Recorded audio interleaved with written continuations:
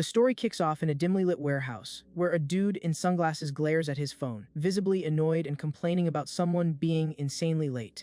Apparently, he ordered some takeout and refuses to accept that the local Chinese spot is taking an hour to deliver, grumbling that this is exactly what's wrong with kids these days. Pacing back and forth in front of his goons, he rants that politicians lie to the public and corporations scam people all because nobody has any real work ethic anymore. Gripping a baseball bat, he wonders out loud if society wouldn't be so much better if everyone just acted like a professional, asking the boss if he agrees with the vision. Said boss is, in reality, a gag dude currently strung up upside down in the middle of the warehouse. Acting like this is just another Tuesday, the sunglasses guy states he's simply doing his job like a true professional. He then points out that the captive's total lack of professionalism is exactly why he's so hated and about to meet his maker in such a messed up way. The hostage starts thrashing around wildly while the surrounding goons yell at him to stop moving before he makes it worse for himself. One of the massive henchmen grabs the captive's face, warning him the boss's orders were to rough him up as much as possible before sending him packing, and demands he chill out. Right at that tense second, someone shouts that the delivery is here, and a teenager rocking an orange jumpsuit strolls into the warehouse just as the head goon was winding up for a strike. The guy in sunglasses pauses, looking back, honestly amazed that his food finally made it. He immediately roasts the delivery guy for taking so long but admits his timing was incredibly clutch, asking who the kid thinks he is. Confused, the leader remembers he literally had guards watching the front door and asks how a random delivery boy just walked right past them. The kid in the orange suit stays dead silent, just staring down the crew through his dark, tinted helmet visor. Without saying a single word, the newcomer just drops his heavy metal box on the concrete, grabbing everyone's attention. Slowly peeling off his gloves, the delivery guy starts whispering a head count, leaving the thugs totally baffled by his weird vibe. The whole squad just stares at the biker from a distance, completely clueless as to why he's mumbling numbers to himself. Checking his smartphone screen, the kid tallies up 10 armed dudes, noting that this bumps up the price per head, plus it includes the late-night surcharge. Losing his patience, the leader points a finger and yells, demanding to know why he's really there, while the kid calculates he'll need to tack on an extra 700,000 won. Cold as ice, the delivery guy simply answers that he's here to throw hands. He casually explains that he needs to beat every single one of them to get his paycheck. The thugs pull their knives out on the spot, and the leader warns him that what happens next is nothing personal. One of the goons wastes zero time and charges the intruder, convinced the biker is just talking trash. Without a drop of fear, the kid in the jumpsuit takes a quick step forward to block the rush. Exploiting the opening, he lands a clean, heavy punch right on the guy's jaw, dropping him instantly. A second thug pushes his luck, violently swinging a knife aiming right for the helmet. With crazy agility, the delivery guy parries the strike, locking a vice grip on the dude's weapon arm. With his opponent trapped, he instantly counters with a brutal gut punch. The hit is so ridiculously overpowered that the thug is launched across the room, flying through the warehouse like a literal ragdoll. The rest of the crew freezes when they see their boys drop that fast, finally realizing this random biker isn't here to play games. Fixing his posture, the MC warns them he's on a tight schedule and needs to wrap this up fast to catch his next order. Getting into a fighting stance, he dares the rest of the squad to rush him all at once to save some time. In a flash, the warehouse turns into absolute chaos, with goons getting tossed and knocked out left and right, while the boss watches in pure disbelief. Sweating bullets, the leader backs up in terror, shouting curses and wondering what kind of monster just wiped his squad. The helmeted kid is now standing face to face with the boss, surrounded by unconscious bodies, while the criminal stammers that this makes zero sense. The sunglasses guy screams, begging to know who sent the kid and how much they paid. Desperate to save his own skin, he offers to pay double or triple if the teen just walks away. As his only response, the delivery guy lands a devastating straight punch right on the boss's face. Standing over the knocked-out leader, the MC calmly explains that taking bribes is strictly against his terms of service. With the threats neutralized, he walks over to the tied-up captive and pulls the ropes to relieve the pressure. To finalize the gig, the kid pulls out his phone and lifts the unconscious boss's hand, forcing his fingers into a thumbs up. The camera snaps a hilarious pic of the knocked-out criminal giving a thumbs up, serving as official proof of delivery. Satisfied, the MC notes the confirmation photo sent successfully and starts scrolling for his next drop-off. In the background, the upside-down hostage tries to get the kid's attention, frantically mumbling for help through his gag. Answering the call, the biker rips the duct tape off the guy's mouth in one quick motion. The second he can speak, the guy complains that backup took way too long and orders the teen to cut him down, assuming the kid is one of his own men. Seeing the biker just stand there, the hostage loses his temper, yelling and asking if the kid is deaf. Staring at his app, the MC sighs in confusion and clarifies that rescuing people isn't on this invoice, leaving the hostage stunned. Completely ignoring the drama, the delivery guy turns his back and starts walking out while the prisoner screams in panic, asking what's going to happen if he's left hanging there. Annoyed by the screaming, the biker casually walks back and slaps the duct tape right back over the dude's mouth. Before bouncing, he mentions that if the guy ever needs a job done, he should submit an official request, introducing himself as Lee Sang from Delivery Heaven. Adjusting his helmet, the teen guarantees he'll take any gig that involves throwing hands, as long as the bag is right. Through this mobile app, his whole life revolves around taking crazy, back-to-back missions. His only job requirement is handling problems head-on with zero hesitation. In return, he gets fat stacks of cash that make all the danger worth it. It's been about 2 years since he jumped into this shady underground market. Strolling through the quiet halls of his high school, the teen admits to himself he's always been pretty goated at this line of work. Now out of his uniform, high schooler Lee Sang checks his phone, proving that for a kid his age, his income is absolutely wild. Glued to his screen, he starts browsing local real estate listings. The kid's ultimate life goal is to cop a luxury penthouse in the famous Seoul Tower Palace before he hits 20. Checking the market, Lee Sang gets mad realizing housing prices spiked again, calling the economy totally cooked. He quickly checks his bank app, seeing he saved up over 52 million won, plus the fat direct deposit from his last gig. Stretching by the window, the teen realizes that even at this grind, hitting his goal won't be easy even if he works his entire life. Staring blankly, he thinks about how, even though he makes bank for a student, order volume has really dried up lately. With business this slow, the kid seriously considers getting a regular part-time job. Bummed out, he mutters to himself, praying for some kind of financial miracle to drop from the sky. Looking back, Sang whispers it wouldn't be the worst thing if a massive stack of cash just landed in his lap. Right then, he gets distracted by a weird noise down the hall. A heavy-set, obnoxious bully laughs looking at a girl knocked to the floor, mocking her by saying he just wanted to say hi and telling her to eat more, so she doesn't get tossed around so easily. The bully's squad joins in on the bullying, laughing at how he uses maximum violence and then switches to a fake sweet tone. Sitting on the ground, the bruised girl doesn't back down, glaring at the group with pure disgust. Triggered by her attitude, the bully's face drops, and he asks if she really has the nerve to roll her eyes at him. Showing zero mercy, he lines up a cheap kick, telling her that acting arrogant only works when you actually have power, and tells her to wake up to reality. Humiliating her in front of everyone, the bully brings up how her dad passed away and left her with a mountain of debt. As the girl curls up to protect herself, the bully leans in, saying he's not asking for anything crazy. With zero shame, the guy tells her he's just offering her the chance to be his girl. The student doesn't flinch, firing back that she wouldn't do it even if he paid her. Before things get worse, someone grabs the guy's attention from behind. It's Lee Sang, standing in the hallway, ordering the boys to apologize to the girl on the floor. Annoyed by the interruption, the bully's friend turns around, cursing the teen out and asking what his problem is.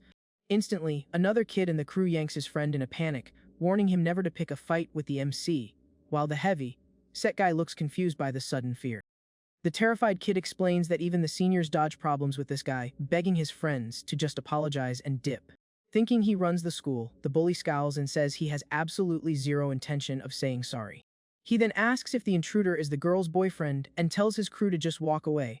The MC keeps his icy glare on them, asking who the bully thinks he is to decide if he apologizes or not. Losing his patience, the heavy-set kid pulls out a box cutter, asking if the teen is really going to keep staring at him like that. Completely unhinged, he threatens to carve the kid's eyes out. Moving fast, Sang smashes his own backpack brutally into the bully's face, knocking him out cold instantly while the rest of the crew begs him to stop. Horrified by the kid's raw power, the rest of the squad apologizes on behalf of their unconscious friend and sprints down the hall, dragging his body away. Sighing, the MC complains about the group's lack of manners, noting they should have apologized to him directly. He then casually drops a business card, so it lands right on the head of the girl still sitting on the floor. Walking away with his hands in his pockets, he tells her to hit him up if she ever needs help, guaranteeing he'll handle anyone as long as he gets paid. He even sweetens the deal, saying he'll throw in a special 2% discount since she's broke. The girl just watches him walk down the hall without saying a word. Checking her hands, she reads the card that lists him as a service provider for that weird delivery app. Totally confused by the situation, she wonders what is up with her classmate's crazy vibe. A while later, the school bell rings, letting everyone out for the afternoon. Outside, the MC checks his phone, noticing it's already past 1800 hours. Snacking on some street food, he complains about the dry spell of orders, remembering that just yesterday he scored 2 back-to-back. Chilling by his yellow delivery bike at sunset, he sighs, thinking the grind to stack paper is honestly exhausting. Staring at the massive city skyline, he thinks about how many buildings are out there in the world. He gets low-key salty realizing he doesn't own a single one of those luxury units. Right in the middle of his existential crisis, his app pings with a new request.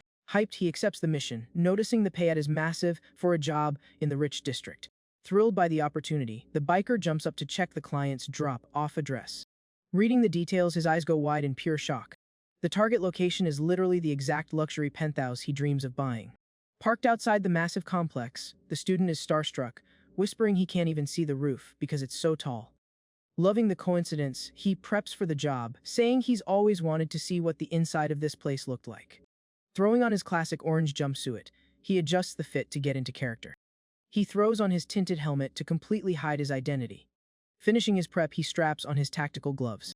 Feeling the adrenaline, Sang claps his hands together, hyped that he actually feels like working today. Getting into the zone, he decides this is the perfect chance to secure the ultimate bag. Soon enough, he's strolling through the quiet, ultra-fancy hallways of the building. The elevator finally dings at the penthouse, revealing the front door to his dream home.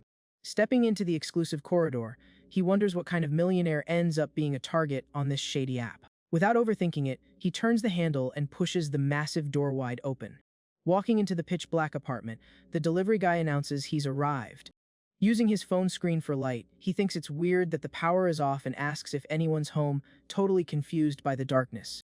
Flipping on his phone flashlight, he tries to get a better look at the creepy room.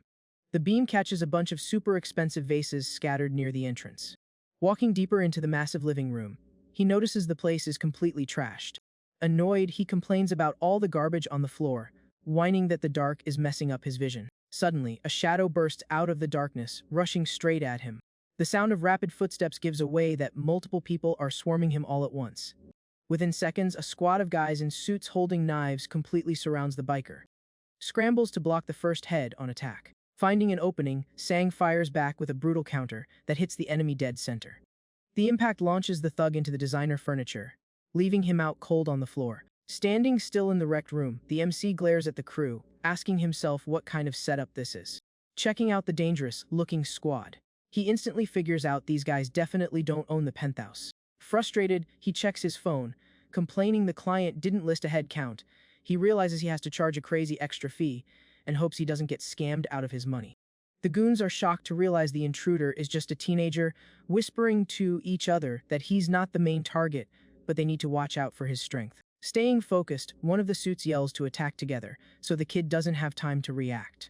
The brawl kicks off again, with the teen slipping dodges and throwing lightning, fast kicks at the crew. Keeping his cool, the student starts mentally tallying how many guys he's dropped in the chaos. Across the room, one of the thugs charges in, determined to put an end to this interference. Spitting curses, the guy tries a cheap shot at the biker's back. With insane reflexes, Sang spins around and catches the dude's wrist, locking it down hard. With the enemy trapped, he unleashes a devastating combo of precision strikes. The hits are so heavy the guy is sent flying, crashing into the penthouse floor. Without missing a single beat, the kid steps up and parries the next goon trying to close the distance. Flipping the momentum, he uses the guy's own body weight against him to deliver a crushing blow. The rest of the intruders just watch, absolutely shook by the teenager's terrifying combat skills. Pausing for a split second, the MC announces he's already packed up 5 of their guys. As soon as another one tests his luck, the kid flatlines him with a perfectly timed kick. Out of nowhere, a massive, built thug grabs the MC's wrist, completely shutting down his movement. Gripping the teen tight, the giant gives him props for his speed, but warns that guys his size solve problems with pure brute force. Caught off guard by the sheer size difference, the student curses under his breath, mad at the unfair matchmaking. Shang realizes the giant's grip strength on his wrist is actually insane. He complains that having a grown man hug him from behind is incredibly gross. A second later, the giant lets out a horrifying scream of pain as his grip is broken. Confused by the sight, a masked thug asks why his huge partner is just standing there not doing anything. With the giant completely incapacitated, the delivery guy taunts the masked dude, asking if he wants him to walk over and handle him next. Terrified by the sudden flex of power, the thug backs away, throwing insults at the kid. The absolute chaos continues inside luxury penthouse 801. Showing zero mercy, the teen throws the masked guy into the front door with ridiculous force. Keeping score, he casually announces that 7 guys dropped in a row. The impact is so hard the thug slumps unconscious on the dark floor of the hall. Scanning the room, the biker realizes the job isn't 100% done yet. He quickly drags out another thug who was hiding, declaring this is the last one needed to hit his quota. But the MC stops his punch mid-air, totally caught off guard. To his absolute shock, the schoolgirl is standing right there, locking a criminal in a chokehold. Totally confused by the plot twist, Sang asks what she's doing here this late at night. Coldly she answers, asking what's weird about being in her own house. Flashing her phone screen, she proves she's the client who submitted the job on the app. Looking at the knocked-out squad in her living room, she notes they are pros and gives the teen props for taking them out so easily. Seeing he handled them with zero effort, the client decides this kid is exactly what she needs. The student stands there, completely clueless as to what she's getting at. Keeping a deadpan expression, his classmate cuts right to the chase. Ice cold, she formally offers for them to team up starting right now. Pointing to the wrecked room, she explains her life is on the line and wants to put him on a full-time retainer. Trying to sell it, she promises the work won't be any different from the violent deliveries he already does. Annoyed by her nerve, the MC steps up and rejects the offer, saying full-time gigs violate his freelancer code. Suspicious, he brings up how the school bully told everyone her family was totally bankrupt. Because of that, he tells her to focus on how she's going to pay the current bill instead of offering fake jobs. Unbothered by the call-out, the girl calmly agrees with his point. Losing patience, Sang reminds her he strictly takes cash and demands she pay up so he can bounce. He also mentions the extra headcount charges just made this invoice way more expensive. Suddenly, a massive brick of cash hits his chest, leaving him completely stunned. A second later, it's literally raining high-value bills all over his sneakers. Mind blown by the cash on the floor, he hears her casually offer 100 million won per completed mission. Ignoring his freelancer code, she points out they both have goals that perfectly line up. Her whole pitch boils down to as long as the money is right, nothing else matters. Clutching the heavy stacks of cash, the teen whispers to himself, wondering if he's hallucinating. Totally hypnotized, he tries to process if he's actually holding 100 million in physical cash. Catching his vibe shift, she jokes that his eyes look way friendlier now. Snapping back to reality, Sang Seg says he has just one more question before he makes the call. Focused, she waits to see if he's going to take the ultimate bag or walk away. Is totally quiet on the bright, empty city streets. At an isolated ATM, the machine waits for a late-night deposit. Outside, the teen sits totally exhausted in front of the terminal. Super paranoid, he holds a 50,000 won bill up to the light to check if it's legit. His stressed face shows genuine terror that he just got played after risking his life for the mission. To settle it once and for all, he feeds the bill into the ATM. The machine sucks the cash in and starts its automated check. Sitting there, the biker bites his nails, completely stressed waiting for the result. The anxiety is eating him alive while the processing screen takes what feels like years. Finally, the monitor flashes green, confirming the deposit was successful and the money is real. Hearing the robot voice thank him for his deposit, the kid's eyes bulge out in pure shock. Tearing up, he realizes with tragic sadness that the insane wealth she offered was actually real. In absolute agony, he flashes back to the exact moment 2 hours ago in that dark penthouse. The bandaged girl stared at him, waiting for his final answer on the $1 million alliance. Without hesitating, the MC had dropped to the floor in front of her, surrounded by what he thought was fake money. In a display of total financial submission, he bowed his head, fully accepting the insane offer. Decisively, he took the deal on the spot, throwing his pride straight out the window. Snapping back to reality, the teen aggressively squeezes the single stack of cash he kept in his pocket. Because the actual memory shows him jumping up furiously, claiming he'd never say that, and theatrically rejecting the entire pile of money. Unfazed by his outburst, the girl had just clapped at his dramatic acting, admitting she was almost fooled by his rejection. In reality, he had inspected one of the bills and decided it was a terrible counterfeit. Glaring at her, he threw it in her face, calling it monopoly money with zero value. Roasting the smell, texture, and color of the paper, he asked if she really thought he was dumb enough to get scammed by fake cash. Bringing up the bankruptcy rumors again, he asked who she thought she was trying to pull a fast one on. Insulted, she stayed quiet for a second before asking if he wasn't going to seriously regret walking away from this. As his only response, the kid just flipped off the girl he thought was a broke wannabe, rich kid. Turning his back, he waived the delivery fee out of pity for her pathetic situation, telling her to pretend they don't know each other at school from now on. Back in the present at the ATM, the kid is yanking his own hair out, having a full meltdown realizing he fumbled actual generational wealth. Tortured by his own stupidity, he considers sprinting back to the penthouse, but his ego refuses to let him take an L that massive. Banging his head against the ATM screen, the biker is practically in tears for throwing away the biggest bag of his life. Trying to cope, he checks his phone, praying his investments will miraculously save him. The app shows the crypto he bought a few days ago is absolutely mooning. Starstruck, Sang watches the numbers skyrocket, amazed that his profits jumped a whole decimal point. Smiling in pure bliss, he laughs out loud, deciding to go all in, hoping it's enough to buy his dream penthouse. Immediately after tapping buy, the chart gets completely rug pulled, wiping out his entire portfolio in a total, unrecoverable loss. Completely paralyzed by the financial wipeout, the teen just stands frozen at the ATM as his world collapses. Unable to hold back his rage, he punches the machine with full force, shattering the glass into a million pieces. With one bloody hand and his phone in the other, he pants heavily, surrounded by the mess he just made. The karma for his tantrum is instant, and the next thing you know, he's sitting in a police station wearing an orange jumpsuit and handcuffs. While one cop points out he's still a minor, the other cop couldn't care less, leaving the kid looking completely devastated. During the interrogation, the officer demands to know why he tried to rob an ATM, asking for his parents' numbers and his high school. But by some miracle, the cop says the bank is letting him off easy because of his age, releasing him as long as he pays for the damages within 1 week. Hearing the sentence, the kid's eyes widen, dropping into an even deeper state of shock. Looking at the invoice, he realizes his little freakout just cost him almost 10 million won in repairs. Crushed by the massive new debt, the biker walks down the dark streets, feeling the heavy consequences crushing his soul. Totally lost, he spends the entire night overthinking his incredibly garbage luck. The next morning, it's a chill day at school until someone demands attention in the hallway.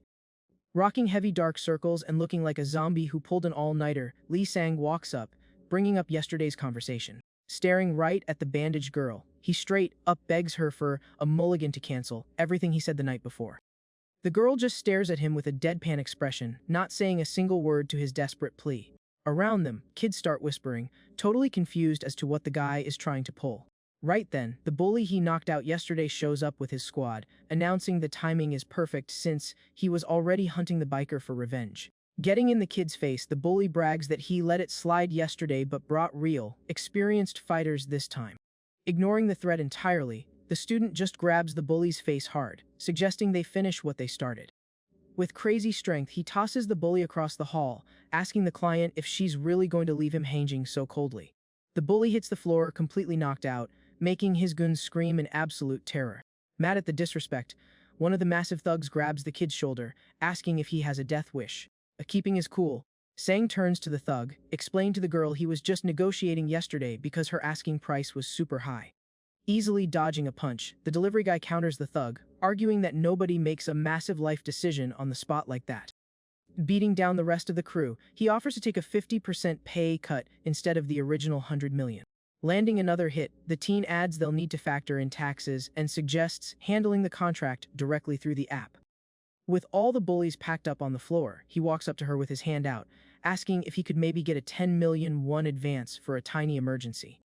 Showing total obedience to his new boss, the kid begs for the deal, swearing he'll sign the contract immediately. But the girl just raises a hand, shutting down his desperate rant with zero hesitation. Turning her back on him, she makes it clear the conversation is officially over. Panicking at the rejection, he tries to grab her arm, reminding her she was the one who said she desperately needed his skills. Stopping in her tracks, she side eyes him hard. With a sharp tone, she points out he spent this entire conversation talking to her with zero respect. The delivery guy freezes when she orders him to ask politely if he really wants her help. He tries to argue they're exactly the same age, but she instantly shuts it down, establishing they now have a boss-employee dynamic, and she expects respect. Threatening to walk away for good, she warns he can cancel the partnership right now if he can't act right, forcing the kid to swallow his pride. With literally no other way to pay off his massive debt, he drops to his knees in the middle of the hallway in a totally humiliating apology. With the drama settled, she reaches into her bag and starts reading the school bully's file. Pulling out a paper, she drops his name, making it clear she has special plans for the guy. Stunned, the MC realizes his boss believes the bully deserves way worse punishment than anyone else. The scene completely shifts to a fancy, wide-open golf course under a clear blue sky. A guy in a suit loudly hypes up his boss's swing, surrounded by a wall of security guards. But the crime boss lowers his club, the vibe instantly turning heavy and toxic. Glaring at his staff, he asks if he looks happy. The whole crew nervously says no. Lighting a cigarette to distress, the man mutters how sick he is of this reality. The powerful executive complains the world is full of incompetent scrubs who don't deserve the paychecks they get. Suddenly, his phone starts blowing up in his pocket. Checking the screen, he sees it's a call from his precious son. His mood does a complete 180. He answers with a huge smile, sweetly asking if his boy needs more allowance. On the other end, the kid is literally crying for his dad. The beaten-up kid admits the schoolgirl is the one who organized the attack and whines that he wants revenge. Shocked by the intel, the boss double checks the name and realizes it's the exact Harris he's been tracking. Crying in anger, the student says she had him jumped and even shaved his head to humiliate him. Making it worse, a pic of him knocked out and bald was blasted all over social media for everyone to see. Having a total meltdown, the kid cries that his rep is ruined and he can never show his face at school again. Listening to his son cry, the powerful boss just takes a drag of his cigarette in silence. Trying to calm the kid down, he promises to handle everything and tells him not to stress anymore. The second he hangs up, the boss shoves the phone back in his pocket. Assessing the situation, he thinks about the sheer audacity of this girl messing with his kid. Looking forward, he asks the three dudes buried up to their necks in dirt how they plan to pay for their failure. The boss points out they couldn't even handle a single high school girl, yet had the nerve to demand premium pay for a botched job. Lining up his next golf shot, the executive states that street trash can never be trusted. With zero mercy, he takes a brutal swing, driving the golf ball straight into a buried guy's mouth. The aftermath of the swing, the boss slowly turns his head. A kid in a delivery suit and helmet walks up, casually noting that golf looks way harder than people think. Flashing a confident grin, the biker says he'd rather stick to what he's good at, true punching people in the face. The boss agrees, noting that's exactly why he called him, while his assistant gets ready to open a briefcase. Hyped for the gig, the teen promises 5-star service the second the case clicks open. The boss confirms the bag is secured and even promises a fat tip if the job is flawless. Staring at the massive stacks of cash, the delivery guy is completely starstruck by the payout. Unable to hold it in, he starts laughing like a maniac in the middle of the golf course. Roasting the suits, he slaps the assistant on the back, asking who even does in-person deals anymore. Flashing his app, the delivery guy explains that real pros use the platform to take jobs, calling them boomers for not knowing. Violently yanking the assistant by the tie, the kid tells the boss his crew must be pure trash if they failed to catch one schoolgirl. Furious at the disrespect, a massive guard steps up, ordering the merc to shut his mouth and remember where he is. Instantly, the delivery guy lands a blindingly fast strike right in the guard's face. Turning away in disgust, the biker warns the giant not to touch him, calling him an idiot. While the guard groans in pain, Sang tells the boss that with management this bad, it's no shock their service is garbage. Checking his phone, the boss admits they really fumbled the whole operation, but says he's passing this hit off to a guy named Minjin. Glued to his own screen, the kid tells them to hurry up and finalize the paperwork so he can dip. Screen Song Son as profile pops up, noting she just hired a full-time bodyguard. Through the dark visor, the teen locks in on the mission details. In another location, a guy in a cap and sunglasses says he'll handle the target however he wants, asking if anyone has a problem with that. Calmly smoking, he gets the green light to do whatever it takes, as long as he leaves zero evidence behind. Back to the delivery guy, he taps the confirm button on his app. Under the helmet, the kid just says, "Deal." The app immediately pings mission complete, confirming the deposit of 50 million won. Cut to Sang out of uniform walking down the street checking his phone, noting that all payments are handled via the app and the contract is locked until the job is done. Looking at the girl, the student points out he obviously can't take any other gigs while he's on her clock. Pointing right back at him, the bandaged girl states that no matter what goes down, he has to stay by her side 24/7. Totally serious, she asks if he promises to follow the rule of staying close. The MC stays quiet for a second, a bit caught off guard by the intensity of the demand. Walking next to her and rubbing his neck, he repeats her words about staying together, calling it super intense and asking if she always says cringe stuff like that. Seeing she's getting annoyed, Sang throws his hands up in defeat and agrees to play along. Without blinking, she stares him down, demanding he say the promise out loud. To make it official, the teen taps his phone, sending the app's approval to her device. Seeing the notification, the girl announces he is now officially her exclusive rider. The kid thinks at least the main bag is secured, but instantly stresses over his monthly bills, realizing asking for an advance now would be super weird. Trying to hustle some side cash, he asks when she's dropping the next mission, suggesting he could just do a quick food run instead of $1 million hit. Right then, she starts walking the opposite way, and he points out school is in the other direction. Ice cold, she just replies she's going to work. Absolutely shook, the delivery guy asks if she's telling him to skip class, screaming that he really needs his perfect attendance award. Passing through the plaza, he keeps complaining about his attendance, asking where she had his bike parked. Next thing you know, the duo is cruising through the city on his little yellow scooter. Their destination turns out to be the massive front gate of Tangio High School. The scene cuts to a dark room where a bunch of terrified kids are lined up in front of their bullies. Sitting back under a spotlight looking bored out of his mind, the blonde gang leader stares at his victims. Breaking the heavy silence, the bully speaks to the students with pure arrogance. Turning to his chubby sidekick who is downing a sausage, the boss asks what he did to make the freshmen shake so much, claiming he was super nice to them. The blonde kid keeps mocking them, wondering why they're paralyzed with fear when they walked in here by choice. Leaning forward with a cruel smile, the boss tells everyone to chill out, warning he's only going to say this once. Pointing hard at the floor, he orders one of the kids to strip immediately. Keeping the pressure up, he promises to get violent if they say no, suggesting they just make things easy. Suddenly, the MC's voice echoes through the room yelling, "Delivery," as he pops up in his classic orange suit.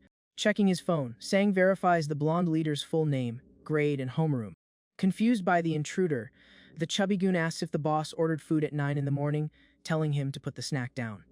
The blonde boss is also confused, admitting he ordered something but finding it super weird that the guy knows his full government name. Before he can even finish his sentence, the bully gets absolutely rocked by a devastating flying kick right to the jaw. Landing smoothly, the teen casually finishes his sentence, telling him the flying kick was his package. Seeing his boss get flatlined in 2 seconds, the sidekick throws his hands up, surrendering out of pure terror. Heavy footsteps echo through the room as the client walks into the space now controlled by the biker. Walking past the surrendered thugs, the girl asks if the kid handled everything exactly as instructed. Flashing a grin, the delivery guy gives a thumbs up, guaranteeing 5-star service. He then squats next to the knocked-out boss to grab his phone. Holding the bully's bruised face, Sang tries to use Face ID to unlock it. The screen flashes an error, saying it can't recognize the face because it's too swollen. Seeing this, the girl lets out a massive sigh, incredibly disappointed in her hire. While the kid complains the phone is bugged, she scolds him, saying that's exactly why she told him not to hit the face, calling him a total noob. Ordering him to act like a pro, she tells the masked thugs to grab a tissue from her bag to clean the blood, while they secretly think about jumping her. Sensing their hesitation, the student shuts them down with an incredibly authoritative voice. Glaring at the goons, she demands to know which schools the kidnapped girls belong to. Giving them zero room to argue, the client points her finger like a general issuing orders. Ice cold, she tells the attackers to kneel in the corner with their hands in the air. Her final warning is that if they drop their arms, they're dead. They instantly obey, while Sang thinks her punishment style is pretty wild. Snapping the kid out of his thoughts, the boss asks why he's just standing there, catching him off guard. Checking her schedule, she tells him to get moving, warning they still have a lot of ground to cover today. Right after, the Gujong High School sign pops up as the duo's next target. Inside, a huge dude with girls on his lap yells that it isn't lunchtime yet, demanding to know who the intruder is. In response, the bully named Jeong Seongwon eats a brutal knee to the jaw. Pulling out his phone, the delivery guy snaps a pic of the drop bully, claiming another mission complete. The chaos continues in another hallway, where a panicked kid is running out of breath, trying to escape the orange suit. Spotting the teacher's lounge, the bully sighs in relief, thinking he found a safe zone. Bursting through the door, the kid screams for help, claiming a maniac broke into the school and is assaulting students. Before he can explain, a dark, gloved hand violently grips his face from behind. Holding the guy by the throat, Sang smiles at the teachers and apologizes for the noise, lying that they're just playing cops and robbers. Bully named him Gangju crying on the floor. The kid takes a photo to secure the W. The next upload shows Kim Cheong-jae's body tossed onto a random staircase after getting packed up. Without slowing down, the teen speedruns 2 more targets, hitting his quota for clearing out the local schools. Pinning another gang leader to the floor, the delivery guy lines up the camera for the final shot. Getting Ju Jangan's defeated face on camera, the insane marathon of violent deliveries is officially complete. Smartphones are dumped into a massive delivery bag all at once. Moving fast, the client zips the bag shut to secure the stolen tech. Hopping on the back of the bike, the girl says there's only one stop left, warning him not to lose focus. Taking note, the biker side eyes his partner through his tinted visor. Stopped in the middle of the street, he asks straight up if they're actually a team. The girl just stares at him quietly, trying to figure out his angle. Elaborating, the delivery guy says he'll do whatever she asks, but points out it's weird they have a deal, but shares zero intel. Tapping his helmet, the teen suggests they should at least be on the same page about the endgame here. Showing zero emotion, the boss makes it crystal clear they aren't a team and they aren't partners. Staring at him coldly, she emphasizes their bond is strictly about the bag, and anyone can cancel the contract and walk away at any time. Because of that, she figures it makes perfect sense not to overshare with someone who's just a hired hand. But she decides to throw him a bone, explaining she's hoarding the phones because the hidden boss's number has to be on one of them. Listening closely, the kid realizes her ultimate goal is to lead him straight to the final boss. Turning away, she asks if that's enough lore to satisfy him. Exactly at that second, a massive, unexpected impact launches the biker violently into the air. Mid-air in the chaos, the kid manages to grab his client, shielding her from the brutal crash onto the concrete. Holding her tight, he immediately asks if she's okay after getting totally blindsided. The kid grabs his head as the dust settles around them. The second they're safe, the girl backs away quickly, trying to process what just happened. Looking at the wrecked street, the boss looks absolutely furious about the ambush. Still on the pavement, the delivery guy groans, admitting he is definitely not okay. He's panicking because his beloved yellow scooter is completely totaled, remembering he still has 28 payments left on it! From inside a nearby truck, the blonde bully points angrily, claiming those are the two who stole his phone. Yelling at the driver, the bully asks how he botched the block so badly, asking if the guy even wants to get paid. Trying to cover his mistake, the older guy in a blue cap apologizes, saying it's been a minute since he worked this area, and he's feeling a bit rusty. Stepping out of the cab totally chill, the driver tells the blonde kid to wait inside for a second. He then unlocks and throws open the back of the box truck. Standing in the dark behind a wall of boxes, the old man promises to finish the delivery and hand the targets over. On the street, one of the stolen phones has a completely shattered screen from the crash. Checking the broken tech, the girl realizes with pure frustration that every single phone was destroyed in the wreck. Looking forward, the client realizes things just went from bad to worse. Recognizing the logo on the truck, she complains that out of everyone, they just had to run into this specific logistics crew. Stressed, she warns the teen to be extremely careful, because these aren't your average street thugs. Totally ignoring her warning, the kid screams at the old man in the truck. Blind with rage, the kid demands the guy pay for his totaled scooter unless he wants serious problems. Unbothered by the threat, the driver keeps digging through the boxes in the back. Searching his stash, he rejects a few options, muttering that nothing feels right. Finally, the guy finds what he needs and pulls an item from the mess. Hopping out of the truck holding a long wooden pole, the veteran notes he hasn't used this in forever, but decides it'll do for today. Furious, the kid yells that his bike was fully custom, and he only bought it 2 months ago! Rushing in ready to catch a body, the student warns he's charging extra for emotional damage too. Showing insane reflexes, the old man casually uses the pole to parry the kid's mid-air strike. Pulling the weapon back, the driver mutters he's lost his touch and totally forgot how to hold back. Super confident, the veteran explains the kid only survived because the strike missed by an inch, not because of any actual skill. Looking at the kid's hand, the veteran warns that acting hot-headed like this will guarantee a very short career. The kid's mispunch actually cracked the concrete. The old man tells him he should have dodged instead of trying to tank it. The boy stands up slowly in dead silence, letting his hand bleed.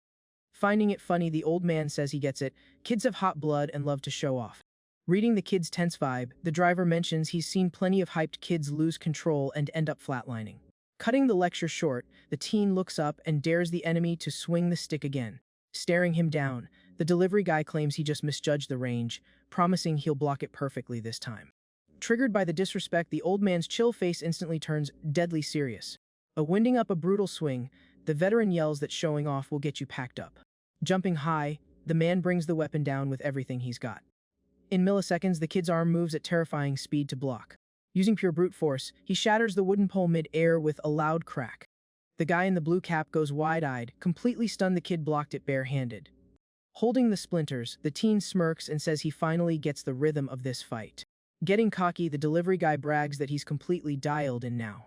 Dropping the broken wood, he tells the guy to grab another weapon, promising he'll break that one too. Standing frozen, the veteran stares at his broken stick in pure disbelief. Looking at the splinters, he sighs, finally admitting the kid's ridiculous strength.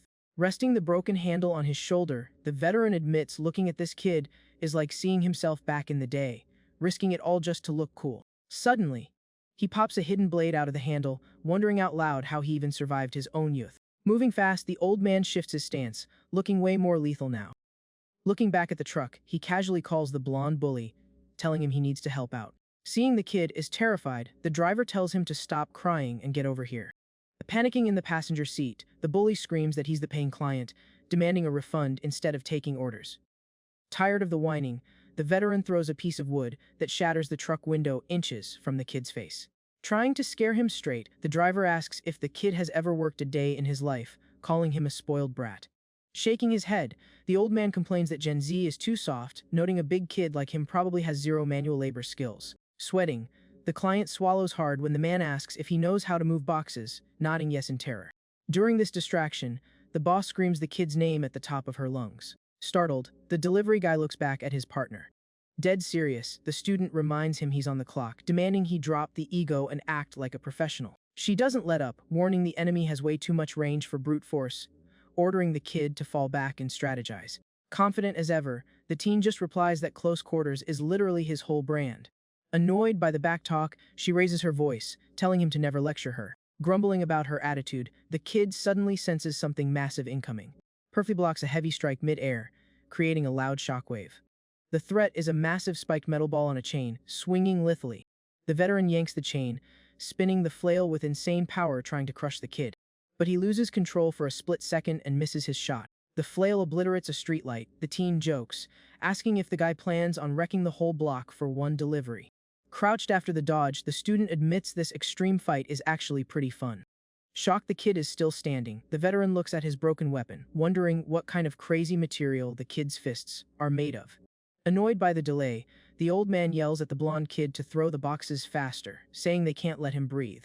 Sweating and exhausted, the coward throws the boxes, complaining the driver sucks at his job and telling him to do it himself.